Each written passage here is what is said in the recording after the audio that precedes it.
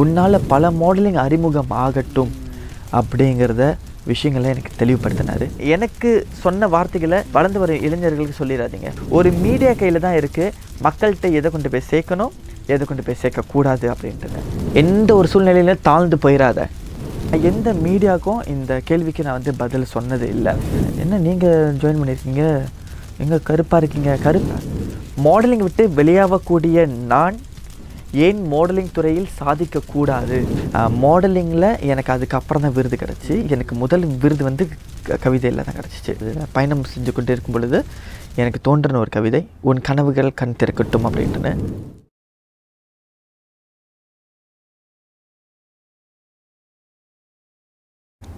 அனைவருக்கும் வணக்கம். கீத் மீடியாவுக்கு நம்ம ஒவ்வொரு வீடியோலையும் நம்ம பார்த்துட்ருக்கோம். மலேசியாவிலேருந்து வந்த டீம் ஒவ்வொருத்தவங்க கூடயும் நம்ம இன்ட்ராக்ட் பண்ணி அவங்களுடைய அனுபவங்களை உங்களுக்காக அவங்க ஷேர் பண்ணிகிட்ருக்காங்க. அந்த வகையில் மலேசியாவிலேருந்து அந்த டீமை லீட் பண்ணி கூட்டிகிட்டு வந்தவர் யார் அப்படின்னு பார்த்தீங்கன்னா மிஸ்டர் கிருஷ்ணகுமார். அவர் தான் MVSK யுனைடெட் யூனிவர்ஸ் ப்ரொடக்ஷனுடைய ஃபவுண்டர். வணக்கம் அண்ட் வணக்கம். வணக்கம் கீத் மீடியா.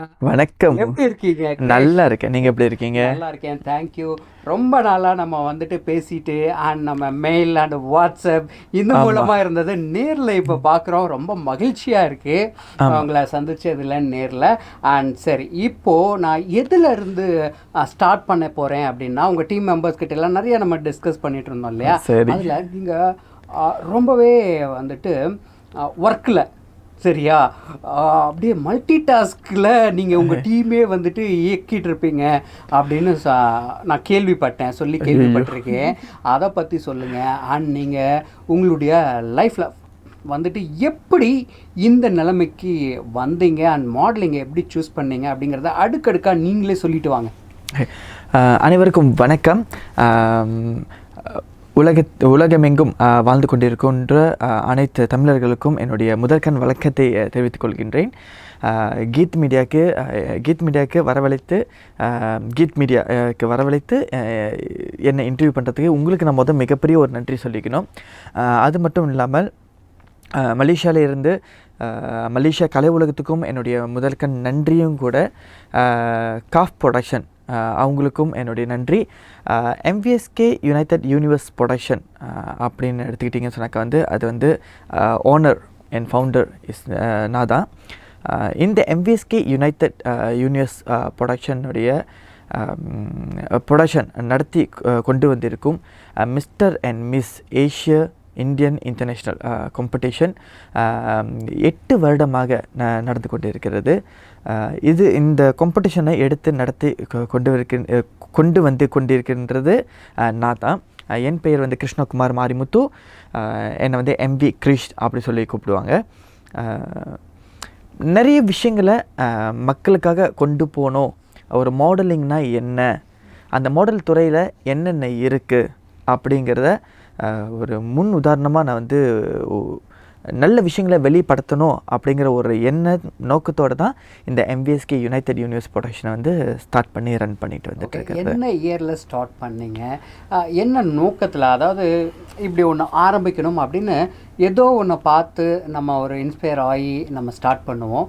அந்த மாதிரி எது உங்களுக்கு ஒரு உந்து சக்தியாக இருந்தது இந்த நிறுவனத்தை நீங்கள் ரன் பண்ண ஆரம்பிக்கிறதுக்கு? அண்ட் எந்த வருடம் ஆரம்பிச்சிங்க? 2014ஆம் ஆண்டு நான் மீடியா மண்ணுக்கு அந்த ப்ரொடக்ஷனோட பேரை நான் சொல்ல விருப்பப்படலை. நான் ஒரு காம்படிஷன் நான் ஜாயின் பண்ணியிருந்தேன். எல்லோரும் சொல்லுவாங்க அழகுராணி போட்டிகளுக்கு வந்து அழகு தேவை அப்படின்னு சொல்லியிருப்பாங்க. நான் வந்து அதை ஒரு பொருட்படுத்தலை. அழகுன்றது வந்து தோற்றத்துக்கு மட்டும்தான், சரிங்களா? ஸோ அப்படி இருக்கும் பொழுது இந்த தோற்றம் எப்போ வேணாலும் மாறலாம், எந்த டைமில் வேணாலும் மாறலாம். அதனால் வந்து அழகு என்றைக்குமே முக்கியம் கிடையாது.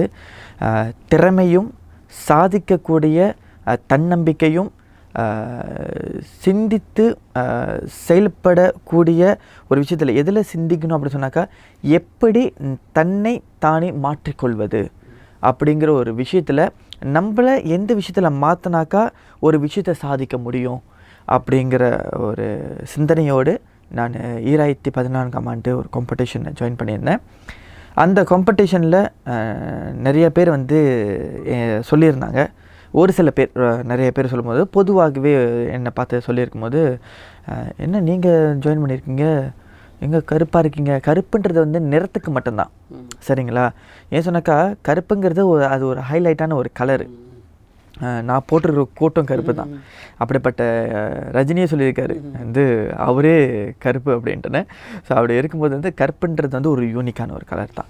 ஸோ அப்படி இருக்கும்போது வந்து நீங்கள் வந்து கருப்பாக இருக்கீங்க, எப்படி இந்தமாரி காம்படிஷன்லாம் வந்து ஜாயின் பண்ணிங்க சொல்லி கேட்கும் பொழுது எனக்கு அங்கே வந்து மிகப்பெரிய ஒரு அவமானத்தை எனக்கு கொடுத்துச்சு. அந்த நேரத்தில் அந்த காலகட்டங்களில் நான் என்ன யோசித்து முடிவெடுத்தேனாக்கா, நம்ம வந்து பின் வாங்கிடலாமா இந்த காம்படிஷன்லேருந்து, நம்மளுக்கு வந்து கிராண்ட் ஃபைனல் வரைக்கும் போகிறதுக்கு வாய்ப்பு கிடைக்குமா அப்படி சொல்லிட்டு பல சிந்தனைகள், பல யோசனைகள், பல முடிவுகள் எடுக்கக்கூடிய சூழ்நிலையில் நான் இருந்தேன். அப்பொழுது வந்து எனக்கு வந்து கை கொடுத்தது வந்து என்னுடைய தன்னம்பிக்கை. என்னுடைய தாயார் அவங்க என்ன சொல்லியிருந்தாங்கன்னு சொன்னாக்கா வந்து, காலடி எடுத்து வச்சாச்சு, பின் வாங்குவதும் முன்னோக்கி போவதும் உன்னுடைய கையில் இருக்குது அப்படின்ட்டுன்னு சொல்லியிருந்தாங்க. ஒரு படகு கடலில் போகும்போது அதில் பொத்தல் விழுந்துருச்சுன்னு சொன்னாக்கா, அந்த பொத்தலை ஒட்ட வச்சுட்டு கரையை சேர்றதும் இல்லை அந்த படகோடு சேர்ந்து முழுங்குறதும் தான் எடுக்கிற முடிவில் தான் இருக்குது. அப்படி இருக்கும் பொழுது நம்ம வாழ்க்கையில் சாதிக்கணும் அப்படின்ட்டுன்னு காலடி எடுத்து வச்சேன். மறுபடியும் அந்த அந்த அந்த அந்த ப்ரொடக்ஷனில் காலடி எடுத்து வச்சு கிராண்ட் ஃபைனல் வரைக்கும் போய், ஸோ கிராண்ட் ஃபைனலில் நான் எதிர்பார்க்கல. ஏன் சொன்னாக்கா, என்னை சுற்றி எல்லாம் சொன்ன ஒரு வார்த்தை, நீ வெற்றி பெற முடியாதுன்ற ஒரு விதையை விதைச்சாங்க. ஆனால் அந்த விதையும் வளரும் என்று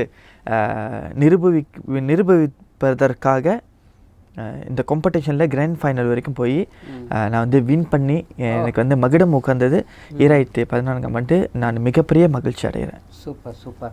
அப்போது இவ்வளோ எதிர்ப்புகள் நடுவில் உங்களுடைய தன்னம்பிக்கை அம்மா கொடுத்த ஒரு பூஸ்டர் டோஸ்ன்னு சொல்லலாம் இல்லையா, உற்சாகம், அதை வச்சுட்டு நீங்கள் வந்திருக்கீங்க, ஒரு பெரிய விஷயம். சரி, 2014க்கு அப்புறம் அடுத்தடுத்தது, ஏன்னா ஒரு தடவை வெற்றி கிடைக்கிற வரைக்கும் நம்ம போராடணும், அதுக்கப்புறம் அதை தக்க வச்சுக்கிறதுக்கும் அது ரொம்ப ஓட வேண்டிய, அதுலேயும் வந்து போராட்டங்கள் நிறைய இருக்கின்றன. 2015ஆம் ஆண்டு அந்த காலகட்டங்களில் நான் வந்து பயணிக்கும் பொழுது, 2015ஆம் ஆண்டு பயணிக்கும் பொழுது எனக்கு வந்து நிறைய சோதனைகள், நிறைய விஷயங்களில் நான் வந்து பார்த்தேன். என்னத்தை நான் வந்து எனக்குள்ளே நான் உணர்ந்தேன் அப்படின்னு சொன்னாக்கா, ஒரு நல்ல விஷயங்கள்லேயும் சரி, நல்ல எண்ணங்களோட ஒரு முன்னோக்கி காலடி எடுத்து வைக்கும் பொழுது நம்மளுக்கு தடைகள் நிறைய வந்து கொண்டிருந்தது. என்னென்ன தடைகளை பார்த்தீங்கன்னு சொன்னாக்கா, புறம் பேசுபவர்கள் நிறைய பேர் இருந்தாங்க அந்த டைமில். அது மட்டும் இல்லாமல் எந்த ஒரு படி நான் எடுத்து வச்சாலும் பிடிச்சி இழுக்கிறதுக்காக வந்து நிறைய பேர் எனக்கு பின்னாடி வந்து விமர்சனங்களாக இருக்கட்டும், நிறைய வந்து தவறாக பேசுபவர்களாக இருக்கட்டும், அது மட்டும் இல்லாமல் முன்னேற்ற விடாமல் என்னை தாக்குவதற்காக நிறைய தடுங்கள், இது எல்லாத்தையும் வந்து நான் நிறைய பார்த்து கொண்டிருந்த தருணம். அது யாரும் இல்லை, ஆனால் நம்மளை இறக்கி விடுறதுக்கு ஆளுங்க இருந்தாங்க. ஆனால் அந்த காலகட்டத்தில் நான் நிறைய போராட்டங்களை சந்திச்சிட்டு இருக்கும் பொழுது எனக்கு முதல்ல எனக்கு வாய்ப்பு கொடுத்தது இதே தமிழ்நாட்டில் தான். ஏவிஎம் ஸ்டுடியோவில் எனக்கு ஒரு சின்ன ஒரு ப்ராடக்டை வந்து ப்ரோமோட் பண்ணணும். அந்த ப்ராடக்டை நான் சொல்ல முடியாது இந்த இன்டர்வியூவில். ஸோ அந்த ப்ராடக்டை ப்ரொமோட் பண்ணுறதுக்கு, அந்த விளம்பரம் பண்ணுறதுக்கு எனக்கு முதல் வாய்ப்பு கிடச்சிது. வந்தோரை வாழ வைக்கும் தமிழ்நாடு அப்படி சொல்லுவீங்க. அப்படி தமிழ்நாட்டு காலடி எடுத்து வைக்கும் போது 2015ஆம் ஆண்டு எனக்கு இந்த ஒரு வாய்ப்பு கிடச்சிது. அதற்கப்புறம் வந்து அந்த பயணத்திலே வந்து 2016ஆம் ஆண்டு காலடி எடுத்து வச்சேன். காலடி எடுத்து முன்னோக்கி சென்று கொண்டிருக்கும்பொழுது போராட்டங்கள் தான், வாழ்க்கைனாலே போராட்டங்கள் இருக்க தான் செய்யும். நம்ம நினச்சிட்ருக்கோம் போராட்டங்கள் இருக்காது, சுலபமாக மாடலிங்கில் காலடி எடுத்து வச்சு நம்ம போய்கிட்டே இருக்கலாம் அப்படின்ட்டுன்னு. அப்படி யோசித்தவங்களுக்கு நான் இந்த மீடியா மூலியமாக நான் ஒரு விஷயத்தை நான் சொல்லி ஆகணும். இன்றைக்கி நான் வந்து டைட்டில் வின் பண்ணிட்டேன், நாளைக்கு எனக்கு நிறைய வாய்ப்புகள் வரும் அப்படிங்கிறது யாருமே எண்ணிடாதீங்க. நிறைய உழைப்புகளை நீங்கள் உங்களிடையே நீங்கள் வெளிப்படுத்தினா தான் உங்களால் வாழ்க்கையில் நிறைய விஷயங்களை வந்து சாதிக்க முடியும். இதை நான் முக்கியமாக பதிவு பண்ணிக்கிறேன். எல்லாரும் நினைக்கிறாங்க மாடலிங்கில் மகுடம் மகுடம் வாங்கின பிறகு நிறைய வாய்ப்புகள் நம்மளை தேடி வரும் அப்படின்ட்டுன்னு. இன்றைக்கி இந்த மாடலிங் இண்டஸ்ட்ரியில் மகுடம் வாங்கின எத்தனையோ மாடலிங்கில் உள்ள மிஸ்ஸாக இருக்கட்டும், மிஸ்டராக இருக்கட்டும், இப்போ இந்த மிஸ்ஸஸும் நடந்துக்கிட்டு இருக்குது, இப்போ மிஸ்ஸஸாக இருக்கட்டும், எத்தனை பேருக்கு வாய்ப்புகள் கிடைத்து மேலே போயிருக்காங்க அப்படிங்கிறத நம்ம அதை மேலே போயிருக்காங்க சொன்னாக்கா முன்னேறி போயிருக்காங்க அப்படிங்கிறத நம்ம வந்து திரும்பி பார்த்தே ஆகணும். இந்த கட்டங்கள்ல எல்லாமே. ஏன் நான் இதை தெளிவாக நான் சொல்கிறேன்னாக்கா, பல பல பல பேர் பொதுவாகவே வந்து மனசளவில் என்ன நினைக்கிறாங்கனாக்கா, மாடலிங்கில் நான் வின் பண்ணிட்டேன், எனக்கு வந்து அடுத்த கட்டம் வந்து நிறைய வாய்ப்புகள் வரப்போகுது அப்படிங்கிறது நீங்களாக எண்ணிக்கொண்டிருக்கின்ற கற்பனை. இது அத்தனையும் என்றைக்குமே வந்து வாய்ப்புகள் தேடி வரும் பொழுது ஏற்றுக்கொள்வதும் ஏற்றுக்கொள்ளாததும் நம்மளுடைய கையில் தான் இருக்குது. அது மட்டும் இல்லாமல் வாய்ப்புகள் நம்மளை தேடி வரும்னு சொல்லிட்டு என்றைக்குமே நினைக்காதீங்க தயவு செஞ்சு. ஏன் சொன்னாக்கா, வாய்ப்புகளை நம்ம தான் தேடி போகணும். வாய்ப்புகள் வந்து என்றைக்குமே நம்மளை தேடி வரும்னு சொல்லிட்டு நம்ம வந்து ஆணவத்தோடும் எகத்தாளத்தோடும் அது மட்டும் இல்லாமல் நான் வந்து மகுடம் வாங்கி விட்டேன், எனக்கு வந்து எல்லா வாய்ப்புகளும் என்னை தேடி வரும் அப்படிங்கிறது நீங்களே உங்களை நான் தான் எல்லாத்துலேயும் பெரியவங்க, நான் தான் வந்து மகுடம் வாங்கியிருக்கேன் அப்படின்ட்டுன்னு உங்களையே நீங்கள் வந்து அந்த மாதிரி நினச்சிடக்கூடாது. இந்த தருணம் காலகட்டத்தில் வந்து 2015ஆம் ஆண்டு தான் 2015ஆம் ஆண்டு நகர்ந்து 2016ஆம் ஆண்டுக்கு நான் செல்லும் பொழுது கூட போராட்டங்கள் தான். நான் சொன்ன மாதிரியே வந்து வாழ்க்கையில் நிறைய போராட்டங்கள். அதாவது சொல்லுவாங்க இல்லையா, அடி மீது அடி வைக்கும் பொழுது நம்ம பின்னாடி நிறைய அடி வாங்கிட்டும் வந்திருப்போம். சரிங்களா? நிறைய பேர் நினைப்பாங்க மீடியாவில் நிறைய அடி வாங்கியிருக்கான் போலுக்கு, அதனால தான் இவ்வளோ திகிரிமோ உட்காந்து பேசுகிறான் அப்படின்ட்டுன்னு. அடி வாங்கி கொள்வது எப்படி என்றால் முன்னேற்ற விடாமல் கீழே தள்ளி விடுவதற்கு தான் எனக்கு வந்து நிறைய பேர் இருந்தாங்க. நானும் உங்களை வந்துட்டு ஒரு 6-7 வருஷமாக தெரியும் நமக்கு. ஆமாம். ஏன்னா நான் ஆரம்ப காலகட்டத்தில் உங்கள் கூட அறிமுகமானதில் பார்த்தீங்கன்னா எம்விஎஸ்கே ப்ரொடக்ஷன் இருந்தது, அப்புறம் எம்விஎஸ்கே வேர்ல்டு வைடு ஏஷியா அந்த மாதிரி அடுத்தது வந்தது. இப்போ இந்த இதுக்கு வந்திருக்கு. எதனால் இப்படி நீங்கள் உங்களுடைய ப்ரொடக்ஷன் கம்பெனியை மாற்றிக்கிட்டே இருக்கீங்க? என்ன காரணம்? இந்த கேள்வி யாருமே கேட்கக்கூடாதுன்னு இருந்தேன். பட்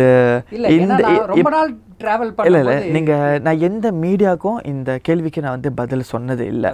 அப்படி கேட்க வரும்போது தவறாக நினைக்கக்கூடாது. இதை யாராவது கேட்க வராங்க அப்படின்னாக்க இந்த கேள்வியை எழுப்பினாலே மன்னிக்கணும், இந்த கேள்விக்கு என்னால் பதில் சொல்ல இயல முடியாது அப்படின்னு சொல்லிடுவேன். ஆனாலும் இன்றைக்கி நீங்கள் இந்த கேள்வியை கேட்டுட்டீங்க. பல நாள் கேள்விக்கு இன்றைக்கி விடை சொல்கிற ஒரு நேரமாக எனக்கு இந்த தருணம் அமைஞ்சிருக்குன்னு நான் நினைக்கிறேன். எம்விஎஸ்கே ப்ரொடக்ஷன் ஆரம்பத்தில் 2017ஆம் ஆண்டு நாங்கள் ஆரம்பிச்சிருந்தோம். 2016ஆம் ஆண்டு வந்து எனக்கு என்ன ஒரு போராட்டத்தை நான் சந்தித்தேன் அப்படின்னாக்கா, நான் ஒரு மாடலிங்னாலே வந்து உடைகள் மாற்றங்கள் இருக்கும். சில மாடலிங்கில் வந்து ட்ரெடிஷ்னல் உடைகள் இருக்கும். சில மாடலிங்கில் வந்து கொஞ்சம் வெஸ்டர்ன் ஸ்டைலில் அந்தமாரி உடுத்த வேண்டியது இருக்கும். 2014ஆம் ஆண்டு நான் ஒரு படம்பிடிப்பில்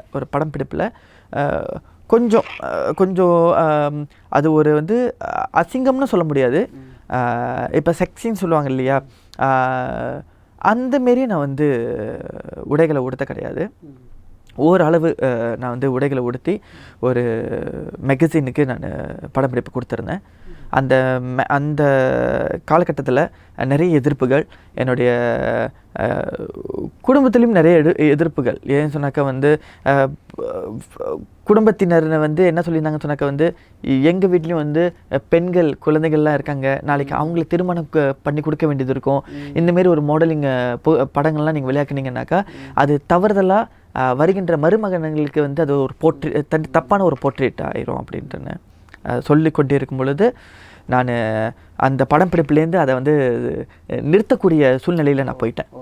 அது இந்த படப்பிடிப்பு அறவே வெளியே வரக்கூடாத அளவுக்கு படப்பிடிப்புலாம் முடிந்து இதை வந்து மேகசின் வரைக்கும் வந்து அச்சிடுறதுக்கு வந்து கொடுத்துட்டாங்க. கொடுத்த பிறகு இன்னும் ஒரு 1 வீக் 2 வீக்ஸ் இருக்குது அந்த மேகசின் வெளியே வரத்துக்கு. அந்த அச்சிலோட அப்படியே ஸ்டாப் பண்ண வச்சிச்சு. ஸோ அதை நிறுத்தப்பட்டாச்சு. ஸோ நிறுத்தப்பட்ட பிறகு வந்து நான் யோசித்து சிந்தித்து முடிவெடுக்க வேண்டிய ஒரு காலகட்டத்தில் இருந்தேன். மாடலிங்கில் இருக்கலாமா இல்லை இருக்கக்கூடாதா அப்படின்ட்டுன்னு. மீடியா முன்னுக்கு வந்து நான் வந்து இந்த விஷயத்தை நான் சொல்லக்கூடாது. இந்த மாடலிங்லேருந்து நான் ஆனால் சொல்லக்கூடிய சூழ்நிலையில் இப்போ நீங்கள் கேட்ட கேள்விக்கு நான் வரேன். இந்த மாடலிங்கை விட்டு இதெல்லாம் என்ன மாடலிங் வெறுத்து இந்த மாடலிங்லேருந்து வெளியாகக்கூடிய ஒரு சூழ்நிலையில் இருக்கும் பொழுது தான் எனக்கு வந்து எனக்கு ஒரு குருநாதராக இருந்த ஒருத்தர் யாரை நான் சொல்லுவேன் அப்படின்னாக்கா வந்து, மலேசியாவில் சேர்ந்த மலேசியா கலை உலகம் நிறுவன ஓனர், ஃபவுண்டர் அண்ட் சிஇஓ சொல்லலாம் அவரை. என்னுடைய குரு டாக்டர் எஸ்பி பிரபாகரன் அவர்கள்.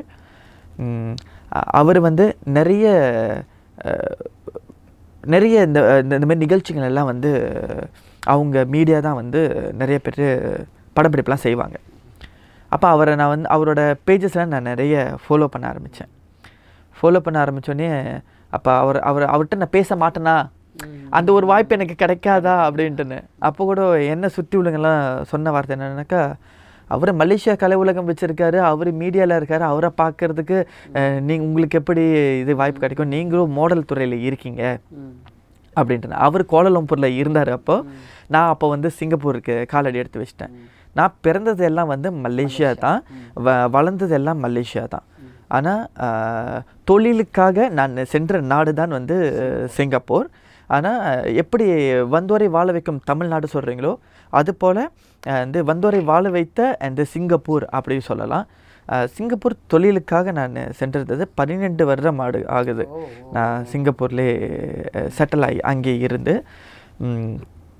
இந்த காலகட்டங்களெல்லாம் வந்து மாடலிங் டைம் எல்லாம் நான் ஸ்டார்ட் பண்ணி நான் ஜேர்னியில் போய்கிட்டு இருக்கும் பொழுது குருநாதர் டாக்டர் எஸ்பி பிரபாகரனுடைய மீடியாக்கள் எல்லாமே நான் நிறைய பார்க்க தொடங்கினேன். அதை பார்த்த பிறகு எனக்கு அவர்கிட்ட பேசணுன்னு ஒரு எண்ணம் வந்துச்சு. சுற்றி உள்ளவங்க எல்லாமே வந்து முடியாதுன்னு சொல்லும் போது எனக்கு எப்பயுமே முடியாது சொன்னாலே அதை முடித்து காட்டணுங்கிற ஒரு சபதத்தோடு தான் நான் காலடி எடுத்து வைப்பேன்.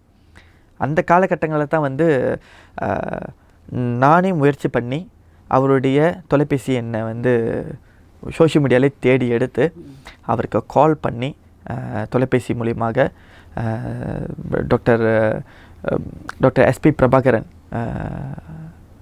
அவர்களை தொடர்பு கொண்டு அவரிடம் நான் பேசும் பொழுது அவர் சொன்ன ஒரே ஒரு வார்த்தை, வாங்க கோலாலம்பூருக்கு, மலேசியாவில் கோலாலம்பூர்ன்ற இடத்துக்கு நீங்கள் வாங்க, நம்ம பேசுவோம், என்ன முடிவெடுக்கும், என்ன பண்ணலாம் அப்படிங்கிற ஒரு டிஸ்கஷன், ஒரு விஷயத்துக்காக நாங்கள் பேசுகிறதுக்காக ஒரு அப்பாயின்மெண்ட் அவர்கிட்ட எனக்கு கிடச்சிருந்துச்சு. நான் ட்ராவல் பண்ணி போகிறதுக்கு முன்னாடி அவரை போய் பார்ப்பதற்கு முன்னாலேவே எனக்கு ஒரு மனதில் ஒரு எண்ணங்கள் வந்துச்சுனாக்கா, மாடலிங் விட்டு வெளியாகக்கூடிய நான் ஏன் மாடலிங் துறையில் சாதிக்கக்கூடாது அப்படின்ற ஒரு சபதத்தை நான் கையில் எடுத்தேன். இது வந்து எனக்கு மிகப்பெரிய ஒரு சபதம். இந்த காலகட்டத்தில் வந்து நான் வந்து கவிதை எழுதுவேன். எனக்கு வந்து சின்ன சின்ன கவிதைகள் நான் எழுதிக்கிட்டே இருந்தேன்.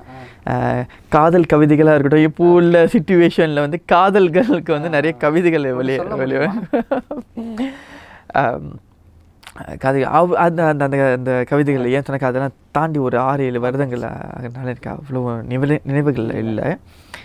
இந்த சிறு சிறு கவிதைகள் ஒரு பொழுதுபோக்காக ஒரு சிறு கவிதைகள் எழுதி கொண்டிருக்கும் பொழுது காலகட்டங்களில் வந்து சிங்கப்பூரில் எனக்கு அறிமுகமான கவிதை எழுத்தாளர் சிங்கப்பூர் இளங்கோவன் அவர்களுக்கும் இந்த தருணத்தில் நான் மிகப்பெரிய ஒரு நன்றியை நான் சொல்லிக்கிறேன். ஏன் என்றால் அவர் எனக்கு உற்சாகம் கொடுத்தார். கவிதையை எழுதுங்க, அவரை பற்றி இன்ன வரைக்கும் கூகுளில் சர்ச் பண்ணாலும் உங்களுக்கு அந்த டீட்டெயில்ஸ் கிடைக்கும். சிங்கப்பூர் இளங்கோவன் அப்படின்னு சர்ச் பண்ணாக்கா அவர் எனக்கு, நான் அவரை பார்ப்பது கூட எதிர்பார்க்கல சிங்கப்பூரில். அவர் எனக்கு கவிதை எழுதுறதுக்கு நிறைய வாய்ப்புகளை கொடுத்துருக்காரு. இந்த கவிதைகள் கூட நான் எழுதின கவிதைகள் மரவரிகள் சொல்லிட்டுன்னு ஒரு கவிதை எழுந்திருக்கேன். அதில் முதல் வரி வந்து கொஞ்சம் ஒரு கொடூரமான வரியில் எழுந்திருப்பேன். உன் முன்னால் நான், என் முன்னால் நீ, கைகளில் கோடாளி, கண்களில் கொலவரி அப்படின்ட்டு நான் பயங்கரமாலாம் கவிதை எழுந்திருப்பேன். அப்படி வெளிவந்த கவிதைகளை மலேசியாவில் நாளிதழில் வந்து வெளியே கொண்டு வந்திருக்காங்க. அதுக்கும் நான் வந்து இந்த நாளிதழ் என்னுடைய கவிதைகளை வெளியே கொண்டு வந்தீங்களோ உங்களுக்கும் நான் நிறைய நன்றி சொல்லிக்கிறேன். இந்த ஒரு தருணத்தில் இந்த காலகட்டங்கள் கவிதை எழுதி கொண்டிருக்கின்ற காலகட்டங்களில் வந்து என்ன நடந்தது அப்படின்னாக்கா, உன் கனவுகள் கண் திறக்கட்டும் அப்படிங்கிற ஒரு கவிதை எழுதியிருந்தேன். அதுக்கு எனக்கு அவார்ட்ஸும் கிடச்சிருது, விருதுகள். அது எனக்கு முதல் கிடைத்த விருது அப்படின்னு சொல்லலாம். மாடலிங்கில் எனக்கு அதுக்கப்புறம் தான் விருது கிடச்சி, எனக்கு முதல் விருது வந்து கவிதையில் தான் கிடச்சிச்சு. உன் கனவுகள் கண் திறக்கட்டும் அப்படிங்கிற ஒரு கவிதையை நான் எழுதியிருந்தேன். அந்த கவிதையை எழுதும் பொழுது நிறைய எனக்கு மக்களுடைய சப்போர்ட் எனக்கு நிறைய கிடச்சிது. இந்த தருணத்தில் வந்து ஒரு சைட்டு கவிதை எழுதி கொண்டிருந்தேன். ஏன் சொன்னாக்கா மாடலிங் வேணாம் சொல்லிட்டுன்னு வெளியே வரக்கூடிய ஒரு எண்ணங்களில் இருக்கும் பொழுது கவிதை எழுதலாம், கவிதை எழுதுவோம், நம்மளுக்கு தான் கவிதை எழுதுகிற பழக்கம் இருக்க, அது ஒரு ஹாபியாக வைத்துக்கொள்ளலாம் அப்படிங்கிற சிந்தனையோடு பயணித்து கொண்டு இருக்கின்ற நேரத்தில் இந்தமாரி ஒரு அழைப்பு அவர்கிட்ட நான் கான்டாக்ட் பண்ணி தொலைபேசி மூலியமாக டாக்டர் எஸ்பி பிரபாகரன் கூட வந்து கோலம்பூரில் மீட்டப் பண்ணுறதுக்கு அங்கே ஒரு அப்பாயின்மெண்ட்டும் இருந்த காலகட்டங்கள். என்னை சுற்றி ஒரு ஒரு ஒரு ஒரு வட்டமிட்ட மாரி ஆயிடுச்சு. ஒரு பகுதியில் மாடலிங்கை விட்டு வெளியாகக்கூடிய ஒரு எண்ணங்கள், ஒரு பகுதியில் தொழில், ஒரு பகுதியில் வந்து கவிதை அப்படின்ட்டுன்னு என்னுடைய ஸ்கெடியூல் அப்படின்னு சொல்லுவாங்க இல்லையா, அதை வந்து அப்படியே ஃபுல்லாக எந்த நேரத்தில் என்ன சிந்திக்க வேண்டும் அப்படிங்கிற ஒரு சூழ்நிலையில் நான் இல்லை. அந்த காலகட்டங்களில் என்னை சுற்றி உள்ளவங்க என்னை சுற்றி எல்லாமே வந்து எப்போ இந்த சிலை சாயும் அதை அப்படியே வந்து விட்டுட்டு போயிடலாம் அப்படிங்கிற ஒரு எண்ணங்களோடு தான் எனக்கு பேக்ரவுண்டில் இருந்தவங்க எல்லாமே. இந்த காலகட்டத்தில் சிங்கப்பூர் கவிதை எழுத்தாளர் சிங்கப்பூர் இளங்கோவன் அவர்கள் எனக்கு வந்து ஒரு வார்த்தைகள் சொன்னார். உன் வாழ்க்கையில் நீ சாதிக்கக்கூடிய ஒரு மனிதன், சாதிக்கிறத மட்டும் யோசித்து சிந்தித்து போய்கொண்டே இரு, எதுலையுமே வந்து உன்னுடைய கவனங்களை சிதற வைக்காத அப்படின்னு. நான் சொன்னேன், இல்லை சார், நான் வெளியே வரலாம். அந்த மைண்ட் ஏன் சொன்னாக்க நிறைய மைண்ட் டிஸ்டர்பன்ஸ் அண்டு நிறைய சிந்தனைகள், நிறைய குழப்பங்கள் நிறைய இருந்து கொண்டே இருக்கிற சூழ்நிலையில் அவர் சொன்ன அந்த வார்த்தை, உன்னுடைய வெற்றி உன் கையில் அப்படிங்கிறத ஒரு வார்த்தையை சொல்லிட்டார். கொஞ்சம் ரெஸ்ட்டு எடுக்கலாம் அப்படின்ட்டுன்னு கொஞ்சம் வெளிநாடுகளில் நான் ட்ராவல் பண்ண ஆரம்பித்தேன். வெளிநாடுகளுக்கு பயணம் கொள்ள ஆரம்பித்தேன். பயணம் கொண்டிருக்கும் பொழுது அந்த தருணம் எழுதிய ஒரு கவிதை, உன் கனவுகள் கண் திறக்கட்டும் அப்படின்ட்டுன்னு. இது வந்து ஒரு படகுல மலேசியாவிலேருந்து நான் இந்தோனேஷியா நாட்டிற்கு கொஞ்சம் பயணங்கள் போகக்கூடிய சூழ்நிலை. ஓய்வுக்காக சென்று கொண்டிருக்கும் பொழுது வந்து அப்பொழுது எனக்கு தோன்றின அந்த படகுல போய்கிட்டே இருக்கும்போது, ஃபேரி அப்படி சொல்லுவாங்க மலேசியாவில், அதில் பயணம் செஞ்சு கொண்டு இருக்கும் பொழுது எனக்கு தோன்றின ஒரு கவிதை, உன் கனவுகள் கண் திறக்கட்டும் அப்படின்ட்டுன்னு. அங்கே அந்த படகுலே இருந்து அந்த கவிதைகளை முடிவுக்கு கொண்டு வந்துடணும். அந்த 2 hours எனக்கு ட்ராவலிங்கில் இருந்தது. அந்த 2 hours அந்த கவிதை முடிவுக்கு கொண்டு வரணும் அப்படின்ட்டுன்னு இறுதி கட்டங்களில் நான் எழுந்திருந்தேன். ஆரம்ப கட்டத்தில் வந்து கவிதை ஆரம்பம் வந்து, மழலை பேச்சில் அன்னையின் மடியில், தவழும் வீச்சில் தந்தையின் தோளில், பள்ளி பருவத்தில் நட்பின் நடையில் அப்படின்ற வரிகளை ஆரம்பத்தில் எழுந்திருந்தேன். அது எனக்கு சரி வரைய நினைவுகள் இல்லை. அது இறுதி கட்டத்தில் வந்து நான் ஒரு வரி எழுந்திருந்தேன். நான் செய்த சாதனை நான் மடிந்த பிறகு எழும் கல் தூண்கள் அப்படின்ட்டுன்னு. நான் செஞ்ச சாதனை நான் வந்து மடிந்த பிறகும் எழும் கல் தூண்கள். நான் இல்லைனாலும் என்னுடைய சாதனை என்னுடைய பெயரை சொல்ல வேண்டும் அப்படிங்கிற ஒரு எண்ணங்களோடு நான் பயணித்த அந்த நேரம் எனக்கு ஒரு முடிவு வந்தது. அந்த காலகட்டங்களில் வந்து நானே முயற்சி பண்ணி இந்த லைசன்ஸ் அப்படின்னு சொல்லுவாங்க இல்லையா, அதை பதிவு பண்ண ஆரம்பித்தேன். பதிவு பண்ணி எடுத்த ஒரு பெயர் தான் MVSK ப்ரொடக்ஷன். இப்போ நீங்கள் கேட்ட கேள்விக்கும் கொண்டு வந்த கட்டங்களும் கரெக்டாக உங்களுக்கு கம்பைன் ஆகிருக்கும். ஸோ MVSK ப்ரொடக்ஷன் அப்படிங்கிறத நம்ம கம்பெனி ஓப்பன் பண்ணியிருந்தோம். அப்போ தான் வந்து ஆரம்பம். நான் அப்ளை பண்ணி பதிவு பண்ணி எடுத்து ரிட்டன் பேக், அதாவது இந்தோனேஷியாவிலிருந்து 4 நாட்கள் கழித்து நான் மலேசியாவிற்கு வரும்பொழுது அப்பாயின்மெண்ட் ஃபிக்ஸ் பண்ணியிருந்தேன் டாக்டர் SP பிரபாகரன் கூட. அவரை சந்தித்தோடனே எனக்கு நிறைய விஷயங்களை அவர் எனக்கு சொன்னார். அவர் என்ன சொன்னார் அப்படின்ட்டுன்னு இந்த மீடியா முழுக்க நான் சொல்லணும்னு சொன்னாக்கா, அவரை பற்றி பேசணும் அப்படின்னு நினச்சாலே நிறைய விஷயங்களில் பேசலாம். எனக்கு மலேசியாவில் பல மீடியாக்கள் இருக்குது, நிறைய மீடியாக்கள் இருக்காங்க. ஆனால் நிறைய மீடியாக்கள் இருந்தும் எனக்கு ஏன் மலேசியா கலை உலகத்தை நான் வந்து பார்க்கணும்னு சொல்லி விருப்பப்பட்டேன் அப்படின்னாக்கா, அப்போ உள்ள நேரங்களில், அப்போ உள்ள காலகட்டங்களில் எனக்கு தெரிந்த ஒரு குரு அவராக மட்டும்தான் இருந்தார் எனக்கு.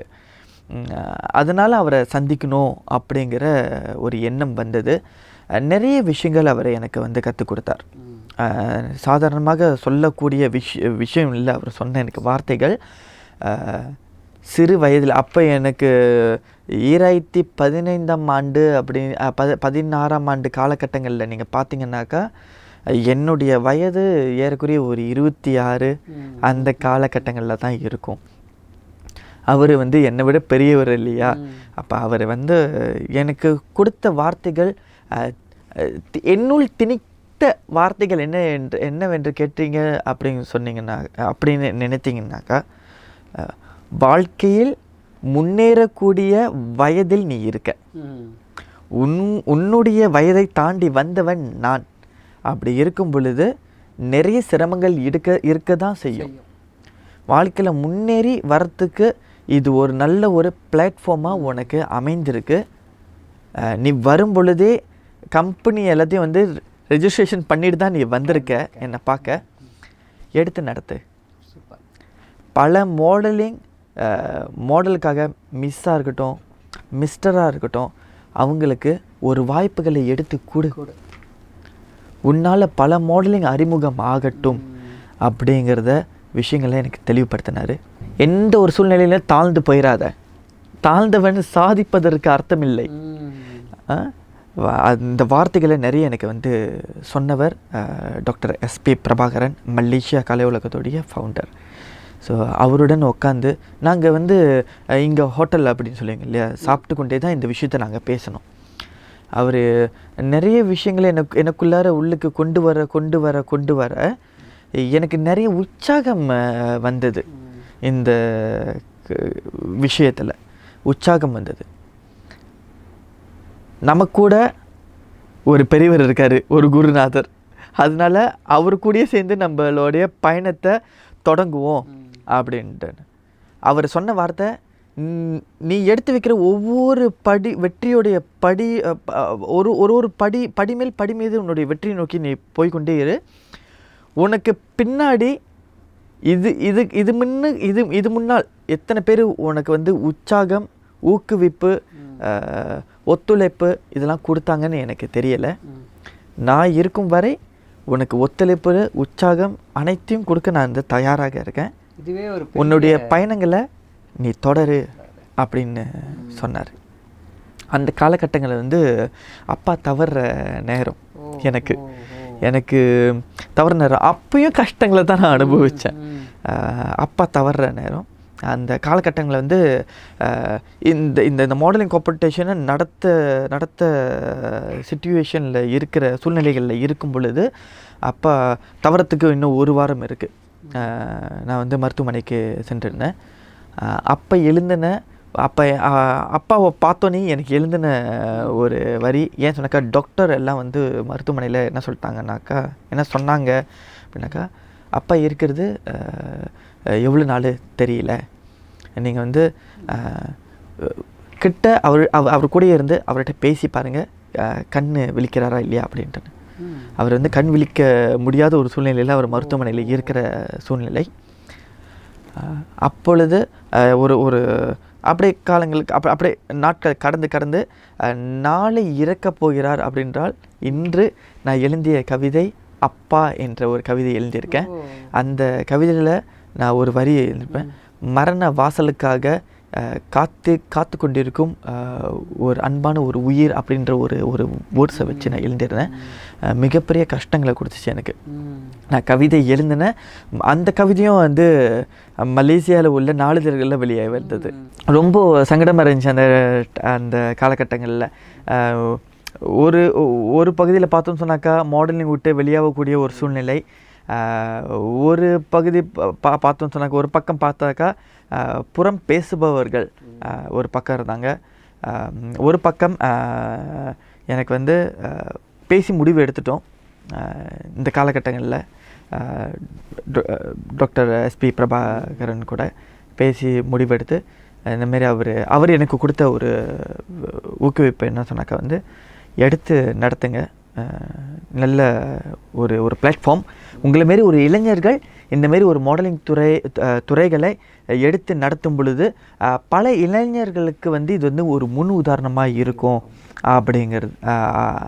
அப்படிங்கிற ஒரு வார்த்தையை எனக்குள்ளார கொண்டு வந்தார்.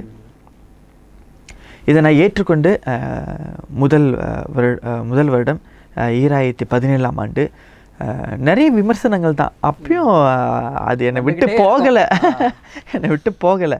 அந்த 2017ஆம் ஆண்டு பெனாங் மாநிலத்தில் முதல் முறையாக மலேசியாவில் இருக்கக்கூடிய நடிகர்கள், இந்த நடிகர் சங்கத்தை சார்ந்தவர்களுக்கு நான் நிறைய பேருக்கு இன்விடேஷன் அனுப்பி வைத்திருந்தேன். அந்த காலகட்டங்களில் எனக்கு அந்த பகுதியிலேருந்தும் எனக்கு நிறைய சப்போர்ட் எனக்கு கிடைக்கல.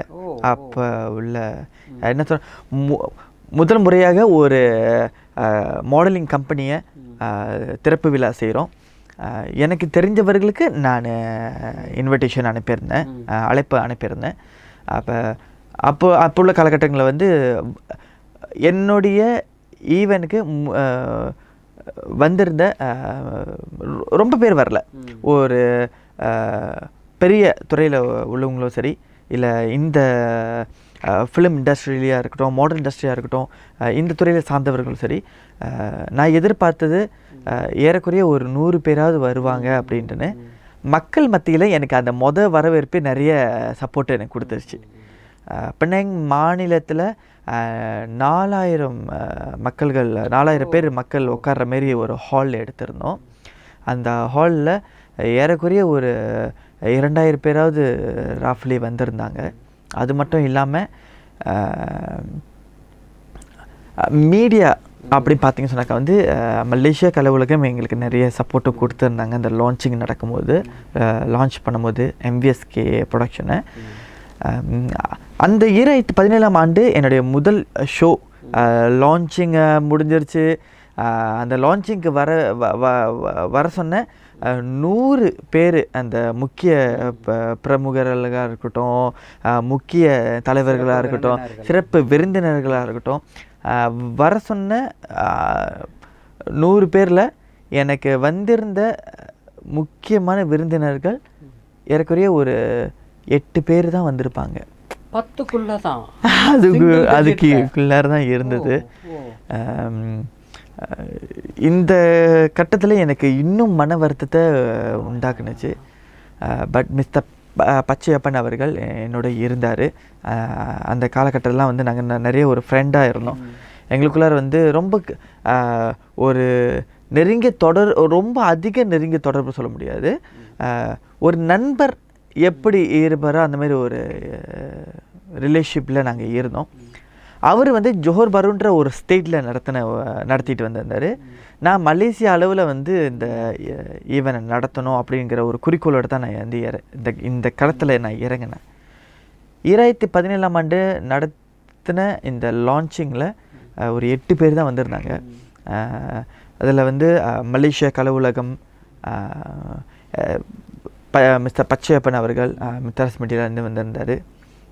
அது மட்டும் இல்லாமல் அவருடைய வின்னர், அவருடைய ஸ்டேட் வின்னரை 2 பேரை வர வச்சுருந்தாங்க. மிஸ் இண்டியா மலேசியாவோட அவரோட வின்னரையும் வர வச்சுருந்தார். அது எனக்கு மிகப்பெரிய ஒரு மகிழ்ச்சி கொடுத்துருந்துச்சு. அதுக்கே நான் அவருக்கு நன்றி சொல்லணும். ஆனால் அவர் இப்போ இல்லை, தவறிட்டார். பட் இருந்தாலும் இந்த மீடியா வழியாக நான் அவருக்காக, அவருடைய குடும்பத்தார் யாராவது பார்த்துருந்தாங்கனாக்கா அவர்களுக்காக வந்து ரொம்ப நன்றி சொல்கிறேன் மிஸ்டர் பச்சையப்பன் அவர்களுக்கு. 2017ஆம் ஆண்டு இந்த காம்படிஷன் நடந்துட்டு இருக்கும்போது எனக்கு இன்னொரு ஒரு ஸ்பெஷல் கெஸ்ட்டும் வந்திருந்தாங்க. அவங்கள பற்றி நான் சொல்லணுன்னாக்கா பார்க்கும்போது அவங்க ரொம்ப வருத்தமாயிருவாங்க. புனிதா ராஜா அவர்கள். புனிதா ராஜா அவர்கள் வந்து அவங்க ஒரு சிங்கர். அவங்க வந்து நம்மளோட ஈவெண்ட்டுக்கு வருகை புரிந்து பாடல்களையும் பாடி கொடுத்துட்டு போயிருந்தாங்க. அவங்களுக்கும் இந்த தருணத்தில் நான் நன்றி சொல்லிக்கிறேன். இந்த காலகட்டங்களில் போயிட்டு இருக்கும்போது எம்விஎஸ்கே ப்ரொடக்ஷன் எப்படி எம்விஎஸ்கே ஏஷியா வேர்ல்டு வைட் ப்ரொடக்ஷனாக மாறின கட்டத்துக்கு வரும்போது, முதல் வருஷம் 2017ஆம் ஆண்டு நடந்த ஒரு மாடலிங் ஷோ. ஆனால் அதுக்கு நிறைய வரவேற்புகள் இல்லைனாலும் 2018 எங்களுக்கு நிறைய வரவேற்பு கிடச்சிச்சு. எப்பயுமே ஆரம்ப படி வந்து நழுவி விட்டாலும் 2ஆம் படி வெற்றிகரமாக தான் இருக்கும் அப்படின்ற ஒரு தன்னம்பிக்கையோடு நான் 2ஆம் படியை காலடி எடுத்து வச்சேன். 2018ஆம் ஆண்டு ஒரே வருடத்தில் 2 விழாக்கள் நடக்கக்கூடிய ஒரு காலகட்டம் வந்துச்சு.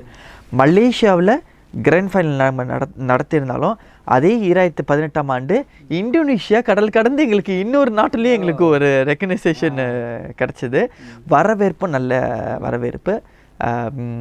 மலேசியாவிலையும் சரி இந்தோனேஷியாவிலும் சரி 2 நாடுகள்லேயும் காலடி எடுத்து வைக்கும்போது எனக்கு முதல் படி நழுவி விட்டாலும் 2ஆம் படி, அதை சொல்லுவாங்களே, பால் இருக்கும்போது வெண்ணெய் இருக்கும்போது எதுக்கு நம்ம பாலை போய் தேடணும் அப்படின்ட்டுன்னு, அதுபோல் வந்து எனக்கு வந்து எம்விஎஸ்கே ப்ரொடக்ஷன் ஒரு கம்பெனி ஓனராக இருந்து இதில் அப்போ வந்து ஒரு தனி மனிதனாக இருந்து நடத்துறது உண்மையாக ரொம்ப சவாலான ஒரு விஷயம் இல்லையா. நம்ம ஒவ்வொரு ஈவெண்ட் ஆரம்ப காலகட்டத்திலேருந்து என்ன ஒரு நோக்கத்தோடு இந்த துறைக்கு வந்தோம்னாக்கா, இந்த துறையில் விளம்பரங்கள் நிறைய கொடுக்க முடியும். அது மாடலிங் மூலிமா தான் வந்து விளம்பரங்கள் கொடுக்க முடியும். இந்த விளம்பரம் மூலிமா நம்ம ஏன் ஒரு நல்ல ஒரு குறிக்கோள், நல்ல ஒரு விஷயங்களை இதில் கொண்டு வரக்கூடாது அப்படிங்கிற ஒரு விஷயத்தை நான் கொண்டு வர்றதுக்கு திட்டமிட்டு கொண்டிருக்கிற காலகட்டங்கள் தான் கஷ்டப்பட்டு கொண்டு இருக்கும் இந்த முதியோர் இல்லங்களாக இருக்கட்டும், இந்த சேரிட்டி ஒர்க்காக இருக்கட்டும், இந்தமாரி உதவிகளை நம்ம ஏன் வந்து பண்ணக்கூடாது அட்வர்டைஸ்மெண்ட் மூலிமா அப்படிங்கிற ஒரு சிந்தனை எனக்கு வந்தது. அதுபோல் பல ஆசிரமங்களுக்கு நம்ம எம்விஎஸ்கே ப்ரொடக்ஷன் டொனேஷன் கொடுத்துருக்கோம், உதவிகளை கொடுத்துருக்கோம், உதவி செஞ்சுருக்கோம், உணவுகளும் நம்ம கொடுத்துருக்கோம். குழந்தைங்களுக்காக இருக்கட்டும், பெரியவங்களாக இருக்கட்டும், நிறைய உதவிகளை நம்ம வெளியே கொண்டு வரல. நாங்கள் செஞ்ச உதவியை எப்பயுமே வந்து வெளியே காட்ட மாட்டேன் மக்கள்கிட்ட. நான் உதவி பண்ணுறேன் அப்படின்னு சில பேர் காட்டுவாங்க. ஆனால் சில பேர் வந்து அந்த விஷயத்தை வந்து வெளிப்படுத்த மாட்டாங்க. நான் வெளிப்படுத்தாமலே இந்த MVSK ப்ரொடக்ஷனில் இருந்து மறைமுகமாக செஞ்ச விஷயங்கள் இது. ஒவ்வொரு வருடமும் வந்து என்னுடைய கிராண்ட் ஃபைனல் அந்த அந்த அந்த மேடைகளில் இந்த உதவி செஞ்ச அந்த ஆசிரமங்களை கூப்பிட்டு நம்ம ஸ்டேஜில் அவங்களுக்கு ஒரு விஷயத்தை நம்ம அங்கே செய்வோம். அது பண உதவிகளாக இருக்கட்டும், ஏதாவது ஒரு உதவிகளாக இருக்கட்டும், அந்த மேடைகள் செய்யும்போது தான் பப்ளிக்கு தெரியும் இந்தமாரி வந்து ஒரு ஆசிரமங்கள் இருக்குது அப்படின்ட்டு. நம்ம புகைப்படம் எடுத்து போகிறதுனாலையோ அது எடிட் பண்ணி கூட யார் வேணால் போடலாம், சரிங்களா? இதை எடிட் பண்ணி போடலாம், அதை வந்து கொஞ்சம் மாற்றி கூட வந்து போர்ட்ரேட் பண்ணி கூட போடலாம். அங்கே பேசுகிறது ஒன்றா இருக்கும், இங்கே பின்னாடி பேக்ரவுண்டில் பேசுகிறது இரண்டாக கூட இருக்கும். அப்படி இல்லாமல் நேரடியாக மக்கள் மத்தியிலே அந்த சிறப்பினை செய்ய வேண்டும் என்று பல ஆசிரமங்களுக்கு நாங்கள் சிறப்புகள் செஞ்சுருக்கோம். அது அந்த காலகட்டங்கள் வந்து கொண்டு போய் 2018ஆம் ஆண்டு, அந்த 2017ஆம் ஆண்டு ஒரு வருஷம் ஈவெண்ட் செஞ்சுருந்தோம். 2018ஆம் ஆண்டு இந்த அதை சொல்லுவாங்களே, ஒரு கல்லில் 2 மாங்காய் அடிக்கலாம் அப்படின்ட்டுன்னு, அதுபோல் மலேசியாலையும் சரி இந்தோனேஷியாலையும் சரி 2 விழாக்கள் நடத்தக்கூடிய ஒரு இதாக இருந்தது. ஆனால் இந்தோனேஷியாவில் நாங்கள் ஈவெண்ட் நடத்தும் போது இந்தோனேஷியா மக்கள் தான் அங்கே சப்போர்ட் கொடுத்துருந்தாங்க. மலேசியாவில் நடத்தும் போது மலேசியா மக்கள் எங்களுக்கு சப்போர்ட் கொடுத்துருந்தாங்க. இதையே ஒரு விஷயம் அடுத்த 3ஆம் படிக்கு நம்ம போகணும் இல்லையா? அப்படி ஒரு அடுத்த ஸ்டெப் நான் வைக்கும் பொழுது மலேசியாலேயும் 2018ஆம் ஆண்டு மலேசியாலையும் செஞ்சோம், அதே போல் இந்த இந்தோனேஷியாலையும் செஞ்சோம். ஸோ இது போன்ற 2018ஆம் ஆண்டு தான் நம்மளுக்கு வந்து பெயர் மாறக்கூடிய ஒரு சூழ்நிலை. ஏன் பெயர் மாறக்கூடிய சூழ்நிலை பார்த்தீங்க அப்படின்னாக்கா, நம்மளுடைய பின்னாடி புறம் பேசுபவர்கள் இருக்காங்க இல்லையா, அவங்க பண்ண ஒரு சதி திட்டம் அப்படின்னு சொல்லலாம். இது வந்து எத்தனை மீடியாக்கள் இது போனாலும் சரி, மறைமுகமாக இருக்கிற ஒரு விஷயத்தை நான் இன்றைக்கி மீடியா முன்னுக்கு நான் வெளிக்கொண்டு வரேன். சதி திட்டம் கூட சொல்லலாம். ஒரு இளைஞனாக இருந்து எப்படி நாங்கள் நடத்திட்டு இருக்கிற ஒரு காம்படிஷனை எதிர்த்து ஒரு சின்ன மாணவன் சொல்ல முடியாது, சிறு வயது இளைஞனை வந்து எடுத்து நடத்த முடியும், அவனுக்கு என்ன தகுதி இருக்குது அப்படிங்கிற ஒரு விஷயத்தை கொண்டு வந்தாங்க.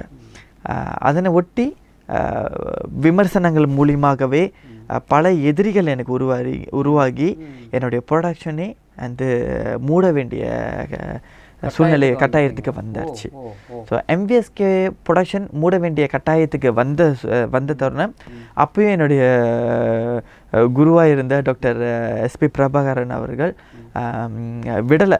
அந்த காலகட்டத்திலையும் அவர் சொன்னார், சிந்திச்சு முடிவெடு, இதோட பாதி படி கூட இன்னும் மேலே நம்ம வரலை, ஒரு படி 2 படி தான் நம்ம காலடி எடுத்து வச்சுருக்கோம். ஒரு வாழ்க்கையில் முன்னேறணும் அப்படின்னாக்கா அடி மீது அடி வைத்தால்தான் இந்த அம்மியும் நகரும் சொல்லுவாங்க. அப்படி இருக்கும்போது ஒரு பிரச்சனையை கண்டு நம்ம வந்து பின்னோக்கி போய் கொண்டு இருந்தோம்னு சொன்னாக்கா வாழ்க்கையில் வெற்றியை நம்ம வந்து பார்க்க முடியாது. அந்த சபதத்தோடு நான் ஒரு விஷயத்தை கொண்டு வந்தேன். என்ன விஷயம் அப்படின்னு பார்த்தீங்கன்னாக்கா, நம்ம போகிற பாதையில் கல் முள் செடி பள்ளமாகவே இருக்கட்டும், ஒரு பெரிய பாதாளமே வந்தாலும் அதை கண்டு அஞ்சு அந்த இடத்துல நின்றுட்டோம் சொன்னாக்கா வெற்றிக்கான ஒரு பிளாட்ஃபார்மை ஒரு இதை வந்து அடைய முடியாது. நீங்கள் இந்த கல் மண் அதெல்லாம் எடுத்துட்டு நீங்கள் ஒரு பாதையை உருவாக்கியிருக்கீங்க. அந்த அந்த அந்த அந்த பாதாளத்தை எப்படி கடந்து போக வேண்டும் என்ற ஒரு சிந்தனைகளும் ஒரு ஒரு ஒரு சிந்தனைகளை அந்த இடத்துல வச்சேன். ஒரு சிந்தனை பண்ணுற ஒரு சூழ்நிலையில் நான் வந்து நிற்க வேண்டியது. அந்த காலகட்டங்களில் வந்து குடும்பத்தார்கள் எல்லாம் என்ன எதிர்பார்த்தாங்கனாக்கா, திருமண வயது ஆகி கொண்டு இருக்கிற சூழ்நிலையில் இவர் இந்த துறையில் வேறு காலடி எடுத்து வைக்கக்கூடிய சூழ்நிலை.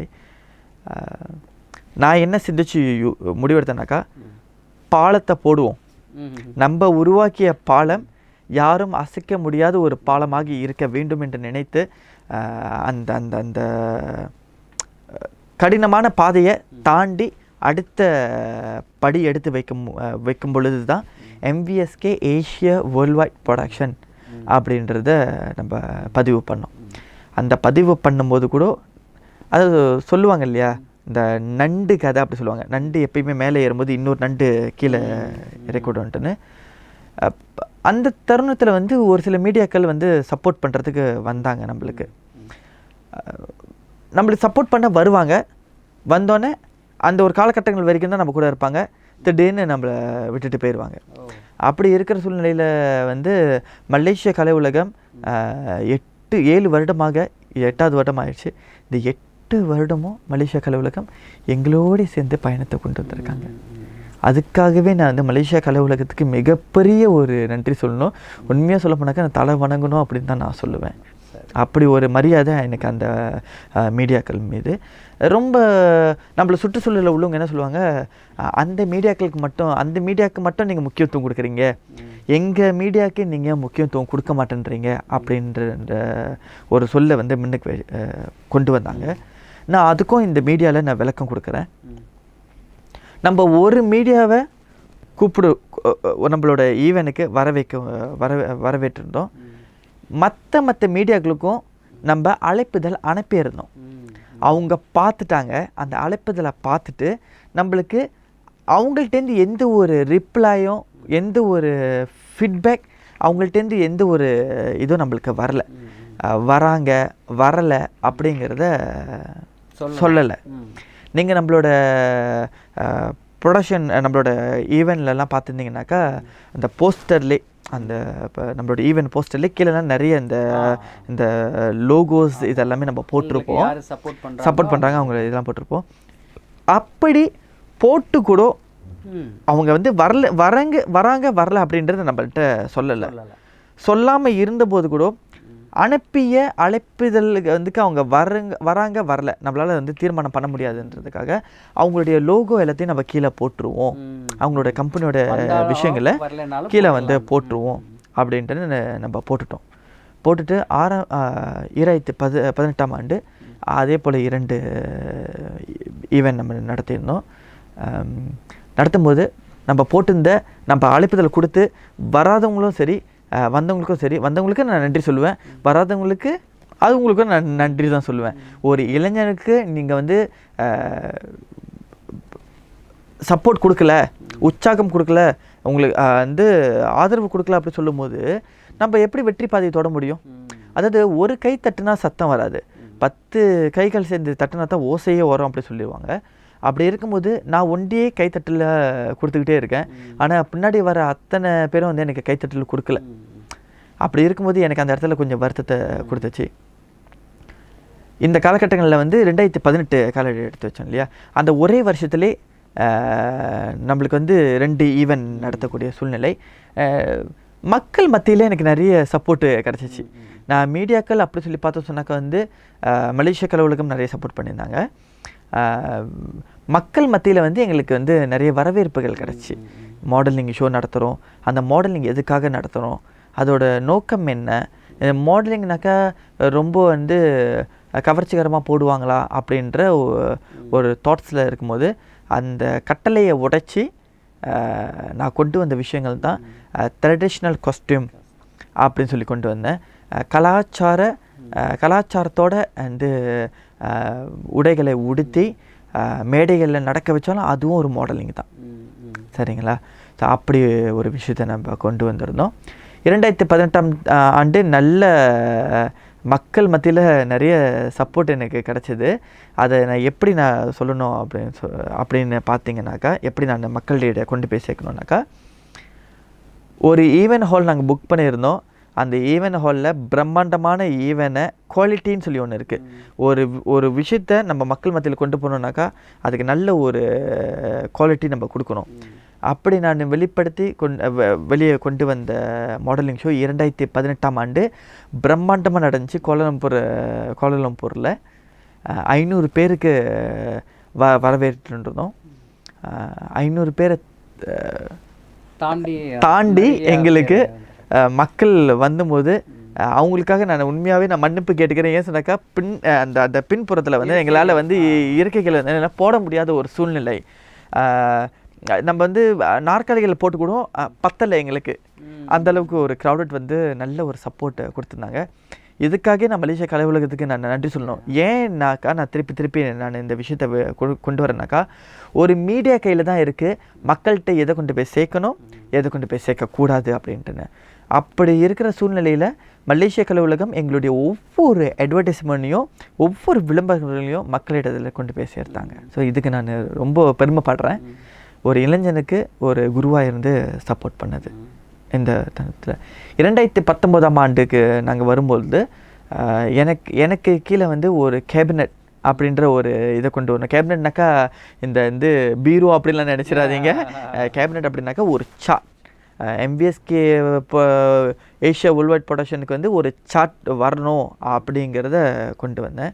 தலைவராக நான் இருந்து எனக்கு கீழே ஜெனரல் மேனேஜராக மிஸ்ஸஸ் காயத்ரியை அமர வச்சேன்.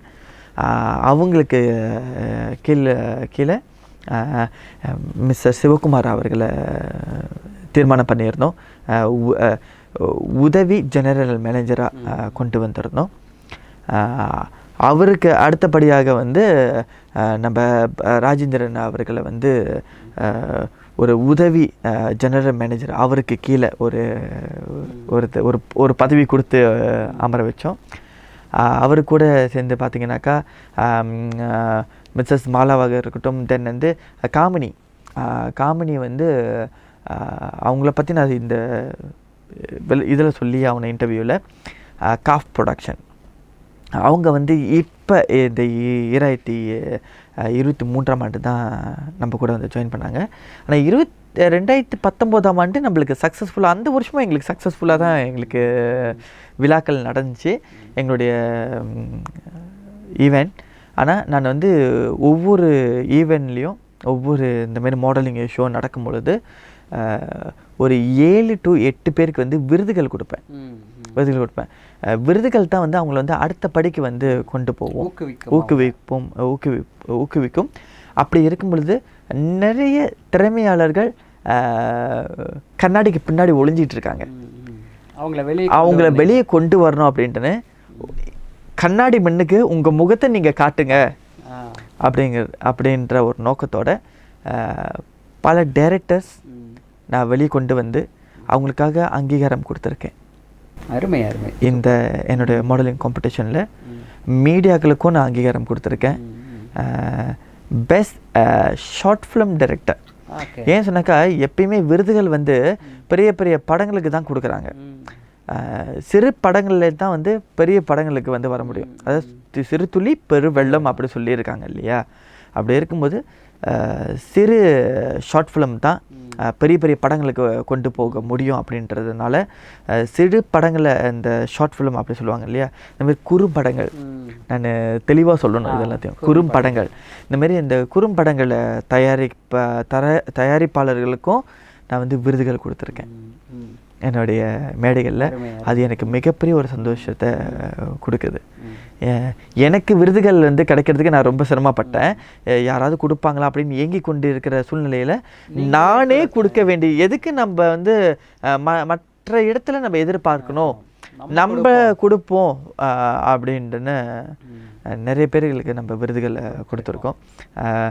Best short film director, best director, best film director, director of medias, இந்தமாரி வந்து நிறைய விருதுகளை கொடுத்துருக்கோம். நிறைய பேர் எங்களுக்கு வந்து அந்த இடத்துல விமர்சனங்கள் சொன்னேன் இல்லையா, அந்த இடத்துலையும் கேள்வி எழுப்பி வச்சாங்க. ஒரு மாடலிங் ஷோவில் எதுக்கு நீங்கள் விருதுகளை கொண்டு வரீங்க அப்படின்ட்டு. ஆனால் நான் எதுக்கும் விட்டு கொடுக்கல. சவால் தான். இப்போது களத்தில் இறங்கிட்டோம், அந்த களத்தில் இறங்கின பிறகு அந்த சவாலை பார்த்துட்டு தான் வரணும் அப்படின்ட்டு. இப்போது அந்த எம்பிஎஸ்கே வேர்ல்டு ஏஷியா வேர்ல்டு வந்துட்டு எப்படி இப்போ கரண்ட்டில் இருக்க இந்த எம்பிஎஸ்கே யுனைடெட் யூனிவர்ஸ் மாறுச்சு அப்படிங்கிறத சொல்லுங்கள்.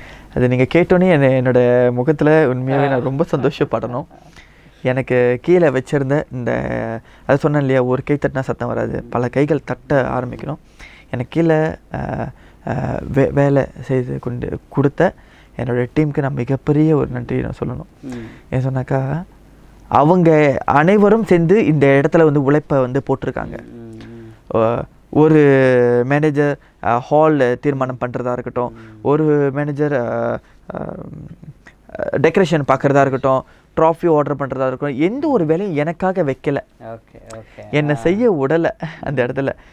எனக்கு என்னமோ வந்து இவ்வளோ நாள் நான் செஞ்சுட்டு இருந்த வேலை இதுக்கப்புறம் எனக்கு இல்லாமல் போயிருச்சோ அப்படின்ற ஒரு வருத்தமும் கூட. எல்லாத்துலேயுமே அந்த பரபரப்பான ஒரு ஓட்டம் இருக்குது பார்த்தீங்களா, ஒரு நிகழ்ச்சி செய்கிறதுல ட்ராஃபி எடுத்து வைக்கிறதா இருக்கட்டும், சர்டிஃபிகேட்டு ஷீல்டு எடுத்து வைக்கிறதா இருக்கட்டும், ஒரு ஸ்டேஜில் வந்து சத்தம் போட்டு இது இப்படி பண்ணாதீங்க அது அப்படி பண்ணுங்க அப்படின்னு சொல்லும்போது, நம்மளுக்கு இருந்த அந்த ஜாப்பு நம்ம கேபினட் செய்கிறாங்க, நம்மளோட கீழே உள்ள நண்பர்கள்லாம் செய்கிறாங்க சொல்லும்போது எனக்கு எதுவும் வேலை இல்லாத மாரியோ அப்படின்ட்டு 2020ஆம் ஆண்டு ரொம்ப மன வருத்தத்தை உருவாக்கிய, உலகத்தையே ஆட்டி படைத்த கோவிட் இது வந்த பிறகு எனக்கு மிகப்பெரிய ஒரு வருத்தத்தை கொடுத்துச்சு. ஏன் சொன்னாக்கா, ஈவன் நடத்த முடியலையே அப்படின்றதுக்காகலாம் ஒன்றும் இல்லை, நிறைய உயிர்கள் அந்த மண்ணில் சரியப்பட்டது. அது மிகப்பெரிய ஒரு வருத்தம்.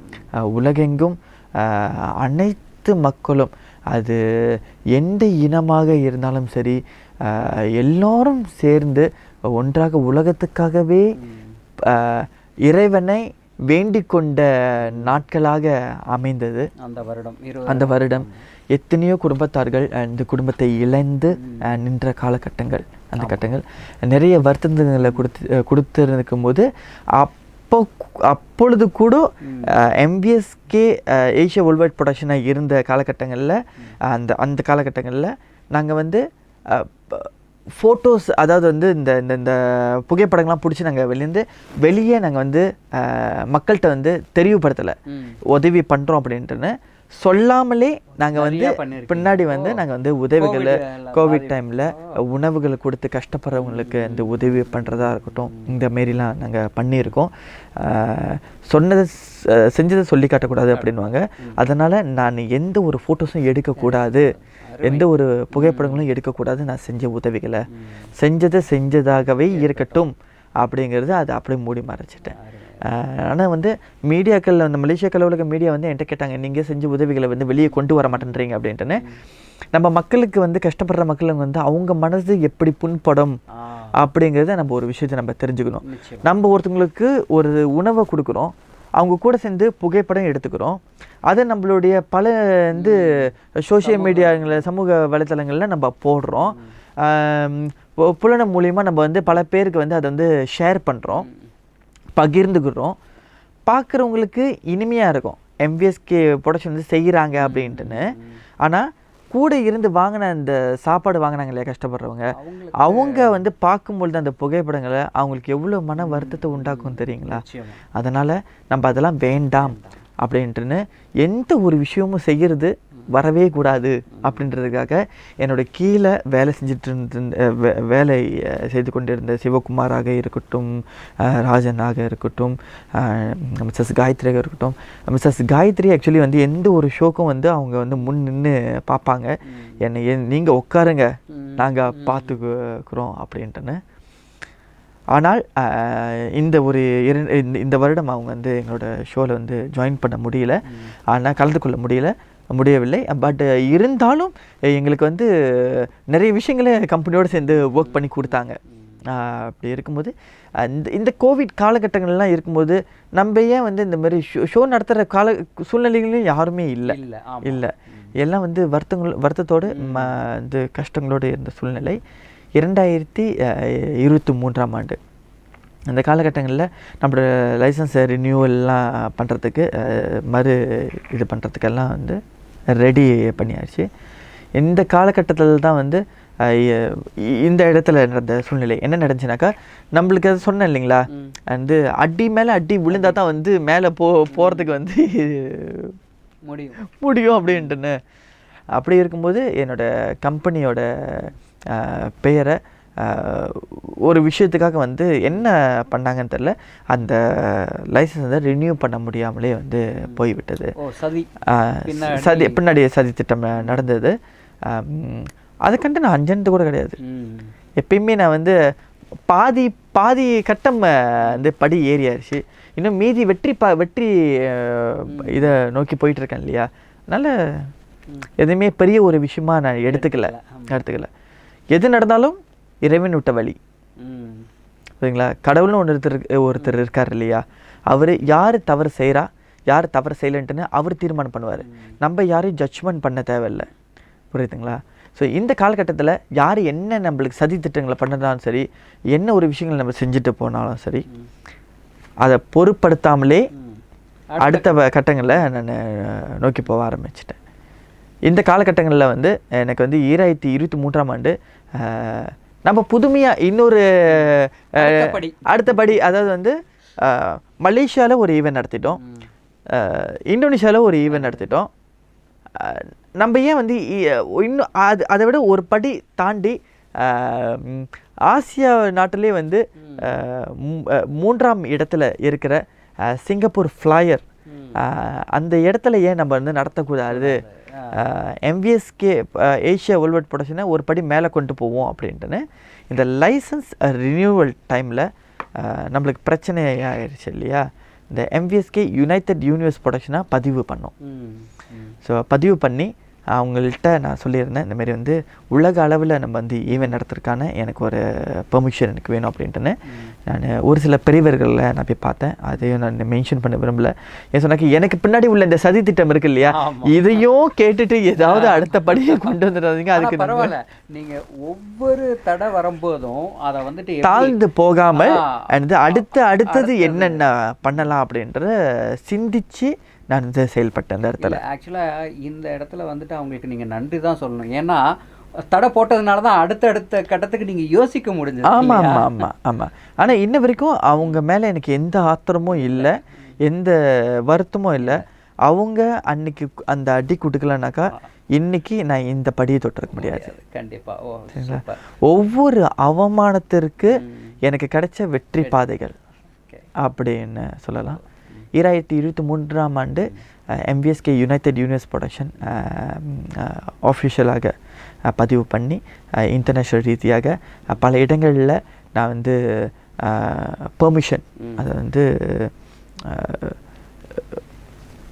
நம்மளுக்கு கரெக்டான சரியான பாதையில் நம்ம போய்கொண்டு இருக்கும்போது நம்மளுக்கு கரெக்டாக சரியாக எல்லாமே நடக்கும் சொல்லுவாங்க இல்லைங்களா. இறைவனுடைய அருளால், கடவுளுடைய ஆசீர்வாதத்தினால நம்மளுக்கு வந்து என்ன நடந்துச்சு அப்படின்னாக்கா, சிங்கப்பூரில் ஈவெண்ட் நடத்துறதுக்காக எல்லா ப்ரிப்ரேஷனும் நடக்க ஆரம்பிச்சிச்சு. ஸோ இந்த இடத்துல என்னோட டீமுக்கு நான் நிறைய கடமைப்பட்டிருக்கேன். ஏன் சொன்னாக்கா ஒன்றும் ஒவ்வொரு விஷயமும் பார்த்து நிதானமாக எடுத்து பக்குவமாக செஞ்ச 2 வருடங்கள் எடுத்தது இந்த சிங்கப்பூரில் நடந்த ஏற்பாடு செஞ்ச இந்த ஈவெண்ட்டுக்கு. 2023லேருந்து 2024ஆம் ஆண்டு இந்த 2 வருடமும் நிறைய உழைப்புகளை போட்டோம், நிறைய கஷ்டங்களை சந்தித்தோம். ஒரு ஆசியா நாட்டிலே உலகத்திலே 3ஆம் இடத்துல இருக்கிற சிங்கப்பூர் ஃப்ளையில் ஈவெண்ட் நடத்துறது சாதாரண விஷயம் இல்லை. சரிங்களா. அது போன்ற பல இடங்களில் எங்களுக்கு வந்து பெர்மிஷன் கிடச்சி நாங்கள் நடத்தின ஒரு ஈவெண்ட் சிங்கப்பூர் ஃப்ளையில் மகுடத்தை எடுத்து வச்சது. அருமை. சரி, இப்போது அடுத்த கட்டமாக நீங்கள் எதை நோக்கி பயணிக்கிறீங்க? என்ன அடுத்த உங்களுடைய இலக்கு? அடுத்த கட்டங்கள் என்னன்றீங்க பார்த்தீங்கன்னாக்கா, ஒரு விஷயத்தை செய்யும்போது செய்ய போகிறத நான் மீடியா முன்னுக்கு சொல்லிட்டேன் அப்படின்னாக்கா அதுக்கு என்ன திட்டங்கள் நடக்கும்னு சொல்லி எனக்கு தெரியல. ஸோ நான் வந்து செய்யும் பொழுது மக்கள்கிட்ட நான் ஒரே விஷயம் தான் சொல்லுவேன், சாதிக்கக்கூடிய இளைஞர்களுக்கு அனைவர்களுக்கும் நீங்கள் வந்து நிறைய வந்து உற்சாகத்தை கொடுங்க, உங்களுடைய சப்போர்ட்டை கொடுங்க. உங்களுடைய ஒவ்வொரு சப்போர்ட்டை, ஒவ்வொரு கைத்தட்டலும் ஒரு சாதனையாளர்களுக்கு மென்மேலும் மேலே வரத்துக்கான ஒரு ஒரு ஒரு நல்ல சிந்தனை திட்டங்களாக வந்து அவங்களால வந்து செய்ய முடியும். நல்ல ஒரு பிளானிங் அப்படி சொல்லுவாங்க, நல்ல ஒரு பிளானிங்கை பண்ணி திட்டங்களை கொண்டு வர முடியும். அதனால் இளைஞர்களுக்கு வாய்ப்புகள் கொடுங்க. கண்டிப்பாக இளைஞர்கள் சாதிக்கக்கூடியவர்கள். நினைச்சிடாதீங்க எனக்கு சொன்ன வார்த்தைகளை வளர்ந்து வரும் இளைஞர்களுக்கு சொல்லிடாதீங்க. எனக்கு சொன்ன வார்த்தை இந்த ஒரு சிறு வயதில் இவனுக்கு என்ன அவ்வளோ தைரியம் ஒரு ஈவென்ட் எடுத்து நடத்துறதுக்கு அப்படின்ட்டு நினச்சிடாதீங்க. இளைஞர்கள்னாலையும் உலகத்தையே ஆள முடியும். என் கூட நடந்து என்னோட பின்னாடியே வந்து கொண்டிருந்த என்னுடைய நண்பர்களாக இருக்கட்டும், என்னுடைய இந்த ப்ரொடக்ஷன் சம்மந்தப்பட்ட ஸ்டாஃப் அத்தனை பேரும் வந்து ஒர்க் பண்ணியிருக்காங்க இதில், இந்த காம்படிஷனுக்காக. அவங்களுக்கும் ஒரு நல்ல ஒரு பிளாட்ஃபார்மாக இருக்கும். ஈவெண்ட்லாம் எப்படி நடத்துறது, ஒரு மாடலிங்னா என்ன, கவர்ச்சிக்காரன் தான் மாடலிங் கிடையாது, ட்ரெடிஷ்னல்லையும் நம்ம வந்து மாடலிங் செய்ய முடியும் அப்படிங்கிறத வந்து மக்களிடையே வந்து கொண்டு போய்ட்டு பதிவு பண்ணேன். அதனால தான் இன்ன வரைக்கும் MBSK யுனைடெட் யூனிவர்ஸ் ப்ரொடக்ஷனுக்கு நிறைய சப்போர்ட்டு வந்து மக்களுக்கு வந்து கொடுத்துட்ருக்காங்க. இதே போல் மக்கள் நிறைய சப்போர்ட் எங்களுக்கு கொடுக்கணுன்ட்டு நான் நிறைய எதிர்பார்க்குறேன். என்னுடைய வேண்டுகோளும் கூட இதை மக்கள்கிட்டேருந்து. நீங்கள் வந்துட்டு இந்த ஒரு இன்ட்ராக்டிவ் செஷனில் நீங்கள் உங்களுடைய லைஃப்பில் எப்படி வந்தீங்க அப்படிங்கிற டோட்டல் இதை வந்துட்டு நீங்கள் சொல்லியிருக்கீங்க. அது வந்துட்டு கண்டிப்பாக ஒவ்வொருத்தவங்களுக்கும், அதாவது என்னால் முடியுமா, நான் இப்படி இருக்கேன், இல்லை எல்லாரும் இப்படி சொல்கிறாங்க, அதனால் நமக்கு எதுக்கு இதெல்லாம் முயற்சி பண்ண வேண்டாம் அப்படின்னு நினச்சிட்டு இருக்கவங்க கூட இதை பார்த்துட்டு இனி நினைக்க மாட்டாங்க, ஓ இவர் சொல்கிறாரு, இவரும் சாதிச்சிருக்காரு, அப்போ நம்மளாலேயும் முடியுங்கிற ஒரு கான்ஃபிடென்ட் வந்து இந்த வீடியோ மூலமாக வரும். எல்லாத்தினாலையும் சாதிக்க முடியும், எல்லாத்தினாலும் சாதிக்க முடியும். சில பேர் வந்து நான் முக்கியமாக பெண்களுக்கு நான் விஷயத்தை என்ன சொல்ல வரேன் அப்படின்னாக்கா, பெண்கள் வந்து சாதிக்கக்கூடிய பெண்கள் இப்போ நிறைய வந்துட்டாங்க, சரிங்களா. என்னுடைய அம்மா வந்து சிங்கிள் மதர், அப்படி இருந்து எங்களை வந்து வளர்த்து கொண்டு வந்திருக்காங்க. இந்த தருணத்தில் நான் இன்னொரு விஷயத்தையும் சொல்லணும். நான் வந்து கஷ்டப்பட்ட ஒரு குடும்பத்துலேருந்து வந்த ஒரு பையன்தான். அப்படி வறுமையிலேருந்து வந்த ஒரு பையனாக இருந்தாலும் ஒரு சில காலகட்டங்கள் சூழ்நிலைகள் ஒரு படிப்பு சம்மந்தப்பட்டமாக நான் வந்து அப்படியே அம்மா கூடயே இருந்திருந்தேன் அப்படின்னாக்கா எனக்கு வந்து படிப்பு சம்மந்தப்பட்டது வந்து எதுவுமே எனக்குள்ளார வராமல் இருந்திருக்கும். அம்மாவுடைய சப்போர்ட்னால, அம்மாவுடைய எனக்கு வந்து அவங்க நிறைய உணர்த்தினாங்க. நீங்கள் வந்து ஆசிரமத்தில் தங்கி படிங்க. நானும் ஆசிரமத்தில் வளர்ந்த பையன்தான். தியான ஆசிரமம் கூலிமில் வளர்ந்து வந்த ஒரு பையன். சுவாமி பிரம்மானந்த சரஸ்வதி தான் என்னை வந்து படிக்க வச்சு யூனிவர்சிட்டி வரைக்கும் எனக்கு வந்து அவர் கொடுத்த ஒரு சப்போர்ட் தான். அவருக்காகவும் இந்த நேரத்தில் மிகப்பெரிய ஒரு நன்றி நான் சொல்லிக்கிறேன். கிடாம் மாநிலத்தில் கூலிம்ன்ற ஒரு வட்டாரத்தில் தியான ஆசிரமம்ன்ற ஒரு ஆசிரமமும் இருக்குது. அந்த ஆசிரமம் நான் வளர்ந்த ஆசிரமம். இன்றைக்கி அந்த ஆசிரமம் ஒரு மலை பகுதியில் அமைதியான ஒரு சுற்றுச்சூழலில் பச்சை பசேன்னு இருக்கிற இயற்கையான ஒரு இடத்துல ஸ்ரீ பிரம்ம வித்யாரண்யம் அப்படிங்கிற ஒரு ஆசிரமம் புதுசாக கட்டியிருக்காங்க. உலகமே அதை திரும்பி பார்க்கணும் அப்படின்ற என்னுடைய ஒரு ஆசை. நிறைய குழந்தைகள் வந்து நிறைய மாணவர்கள் அங்கே படிச்சுட்டு இருக்காங்க. யோகா கிளாஸ் நடத்துகிறதா இருக்கட்டும், பஜனைகள் நடத்துகிறதா இருக்கட்டும், சமஸ்கிருத வழிபாடாக இருக்கட்டும், தேவார கிளாஸாக இருக்கட்டும், வகுப்பாக இருக்கட்டும், சங்கீத வகுப்பாக இருக்கட்டும், வீணை வகுப்பாக இருக்கட்டும், தபேலா வகுப்பாக இருக்கட்டும், அத்தனையும் அந்த ஆசிரமத்தில் நடக்குது. அருமை அருமை, சரிங்களா. ஸோ அப்படி இருக்கும்போது அந்த ஆசிரமத்தில் நான் வளர்ந்து வந்திருக்கேன் அப்படிங்கிறத நினைக்கும் போது நான் மிகப்பெரிய ஒரு பாக்கியம் பண்ணியிருக்கணும். சுவாமி பிரம்மானந்த சரஸ்வதி அவர்களோட வளர்ந்து வந்து அவர் ஒரு சன்னியாசியும் கூட, அவரு கூட எங்களோட பயணம் வந்திருக்கு. இன்றைக்கி நல்ல விஷயங்களை அவர் எங்களுக்குள்ளார புகுத்திருக்காரு அப்படின்ற போது நான் மிகப்பெரிய ஒரு நன்றியை சொல்லணும், சந்தோஷமும் படணும் அந்த ஆசிரமத்தை நினச்சி. இந்த காலகட்டங்களில் நான் இளைஞர்களுக்கும் சரி பெண்களுக்கும் சரி சொல்கிற ஒரே விஷயந்தான், சாதிங்க. சாதனைங்கிறது என்றைக்குமே அழிய முடியாத ஒரு விஷயம். அப்படி இருக்கும்போது நான் கட்டத்தில் உங்கள்கிட்ட சொல்லியிருந்தேன், நான் செய்த சாதனை நான் மடிந்த பிறகு எழும் கல் தூண்கள் அப்படின்றன்னு. நான் இருந்தாலும் நாளைக்கு நான் மடிந்தாலும் என்னுடைய சாதனை என்னுடைய பெயரை சொல்லும். அதுக்காக நான் பல இளைஞர்களை இன்ன வரைக்கும் ஊக்குவிப்பு கொடுத்துக்கிட்டு இருக்கேன், செய்யுங்க அப்படின்ட்டுன்னு. நான் இந்த ப்ரொடக்ஷனில் மாடலிங் துறைக்காக மட்டும் இல்லாமல் ஷார்ட் ஃபிலிமுக்கும் நான் வந்து ப்ரொடியூசராக இருந்திருக்கேன். என்னுடைய ஷார்ட் ஃபிலிம் வந்து 60 சினம் அப்படிங்கிற ஒரு ஷார்ட் ஃபிலிம் வந்து வெளியே வந்திருக்கு. அது மலேசியாவில் அவார்ட்ஸும் வாங்கியிருக்கோம் நாங்கள். அது டைரக்டர் வாங்கினார் இல்லையா, நான் ப்ரொடியூசர் தானே. என்றைக்குமே ப்ரொடியூசரை எப்படியுமே 2 அடி பின்னாடி தான் வைக்கிறீங்க. இந்த லைஃப்பில் சொல்லிக்கிறேன், ப்ரொடியூசருக்கும் ஒரு சில வாய்ப்புகளை கொடுங்க. நடிக்கிறதுக்காக நாங்கள் கேட்கல. ப்ரொடியூசர் பணம் போடுறாங்க, டைரக்டர் பணம் எடுக்கிறாங்க. அப்படி இருக்கும்போது ஒரு ப்ரொடியூசருக்கும் ஒரு அங்கீகாரம் சொல்லி ஒன்று கொடுத்தீங்க அப்படின்னாக்கா அது கொஞ்சம் சிறப்பாக இருக்கும்ன்ட்டுன்னு நான் நம்புகிறேன். இளைஞர்களுக்கு நான் வந்து வாய்ப்புகளை கொடுத்துக்கிட்டு இருக்கேன், இதுக்கப்புறமும் நான் கொடுப்பேன். அப்படி இருக்கும்போது என்னுடைய முதல் படம் ஷார்ட் ஃபிலிம் குறும்படம் உன் கனவுகள் கண் திறக்கட்டும் அப்படின்றது சுகந்தன் ஆறுமுகம் அப்படிங்கிற பிணையங்கில் உள்ள ஒரு இளைஞன் எடுத்திருந்தான். அவனுக்காக நான் இந்த ஃபைனான்ஸ் கொடுத்துருந்தேன். அது தாண்டி அடுத்தது நீங்கள் பார்த்தீங்கன்னாக்கா வந்து நம்ம மலேசியாவில் மட்டும் இல்லாமல் இந்தியாலேயும் ஒரு குறும்படம் எடுப்போம் அப்படின்ட்டு ஒரு திட்டத்தோட இந்தியாலேயும் சென்னையில் கௌதம் டைரக்டர், அவரும் ஒரு இளைஞன் தான், அவருக்கும் நான் ஒரு வாய்ப்பு கொடுத்துருந்தேன். டிஜிட்டல் இந்தியா அப்படிங்கிறது ஒரு தண்ணீருக்கு எவ்வளோ கஷ்டப்படுறாங்க, குடிக்கிற தண்ணி கூட இல்லாமல் அப்படிங்கிற ஒரு கருப்பொருளாக வச்சு அவர் வந்து அந்த டிஜிட்டல் இந்தியான்ற ஒரு படத்தை கதையை சொன்னோன்னே நான் என்ன ஏது எதுவுமே கேட்கல. டேட்டை சொல்லுங்கள், எனது ப்ரொடியூசராக இருந்து நான் உங்களுக்கு சப்போர்ட் பண்ணுறேன் அப்படின்ட்டுன்னு இன்றைக்கி நல்ல கருப்பொருளை வச்சு தண்ணி எவ்வளோ முக்கியம் அப்படின்றத ஒரு கருப்பொருளை வச்சு அவர் டிஜிட்டல் இந்தியா படத்தை எடுத்திருந்தார். இப்போ ரீசனாக ஏடி அசிஸ்டன்ட் டைரக்டர் அப்படின்ற ஒரு தலைப்பு வந்து ரெடி பண்ணிட்டோம். ஸ்கிரிப்ட் எல்லாம் எழுதியாச்சு. ஷூட்டிங் வந்து ஒரு பகுதி எடுத்தாச்சு, இன்னும் ஒரு பகுதி வந்து எடுக்கிற காலகட்டத்தில் வந்து டைரக்டர் ரொம்ப பிஸி ஆகிட்டார்.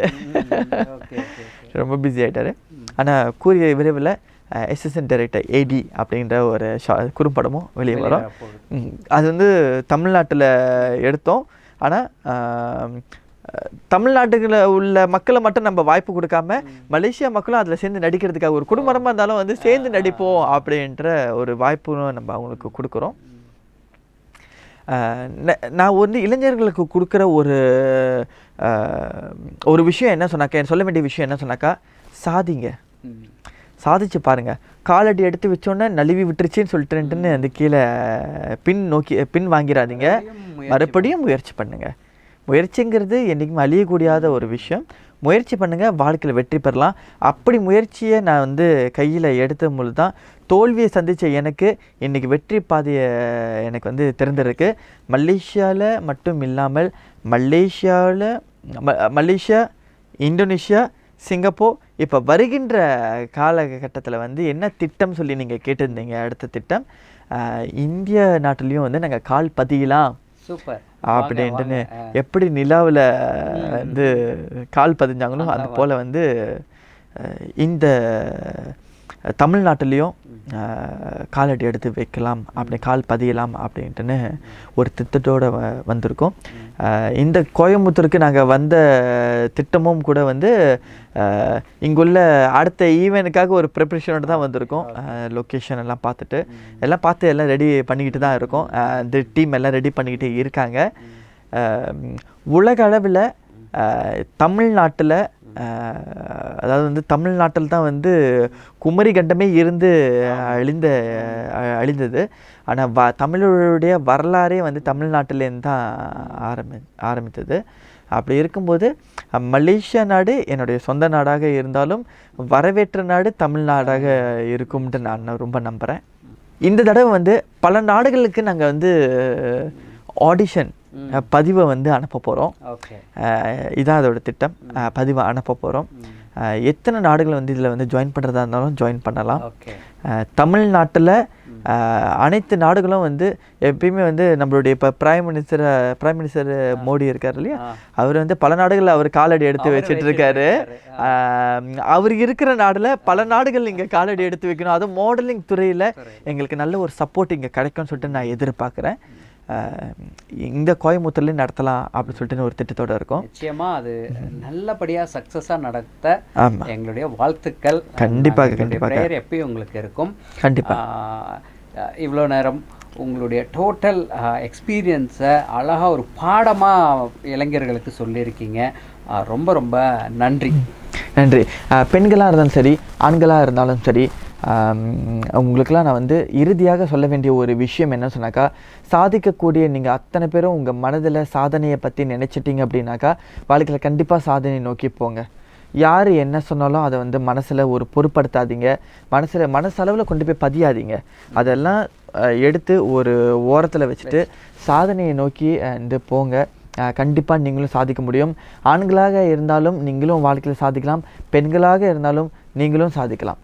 பெண்கள் வந்து இப்போ உள்ள பெண்கள் நீங்கள் பார்த்தீங்கன்னாக்கா, அந்த காலத்தில் வந்து பெண்கள் வந்து ஸ்கூட்டிலாம் ஓட்ட மாட்டாங்க, கார்லாம் ஓட்ட மாட்டாங்க. இப்போ உள்ள காலகட்டங்களில் வந்து பெண்களும் வந்து நிறைய முன்னேற்றங்களை நான் பார்த்துருக்கேன். பெண்கள் கார் ஓட்டுறாங்க, ஸ்கூட்டி ஓட்டுறாங்க, விமானங்கள் ஓட்டுறாங்க.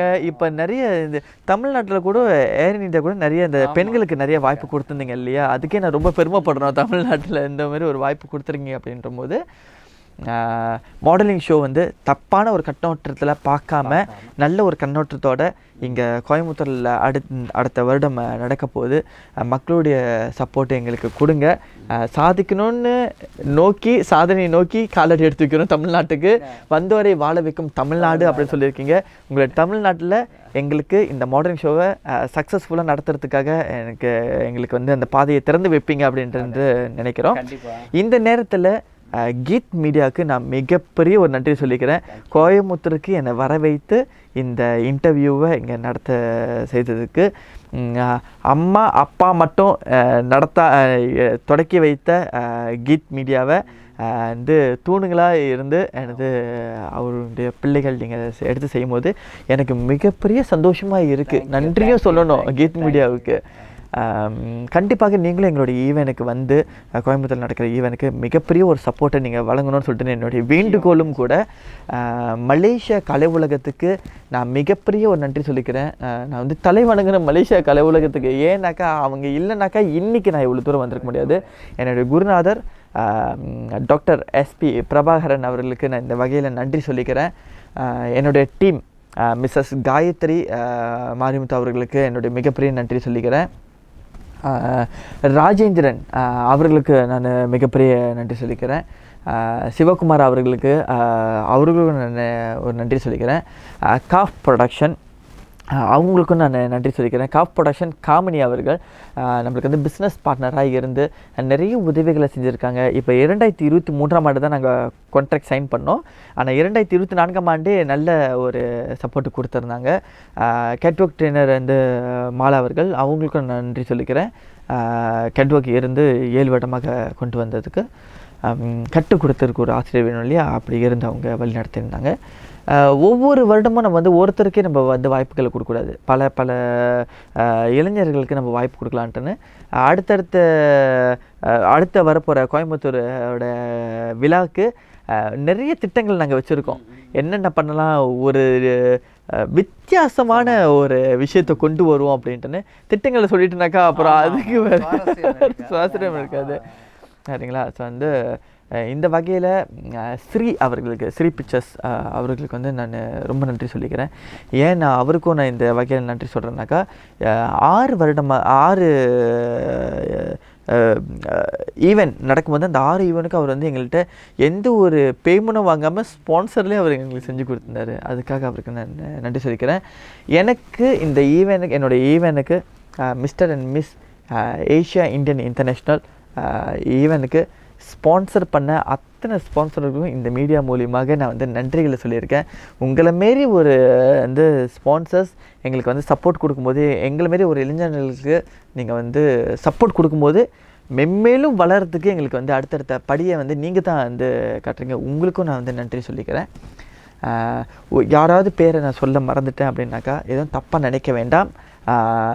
சப்போர்ட் பண்ண MVSK யுனைடெட் யூனிவர்ஸ் ப்ரொடக்ஷனுக்கு சப்போர்ட் பண்ண அனைவருக்கும் இந்த நேரத்தில் நான் நன்றி சொல்லிக்கிறேன். தேங்க்யூ. ரொம்ப நன்றி.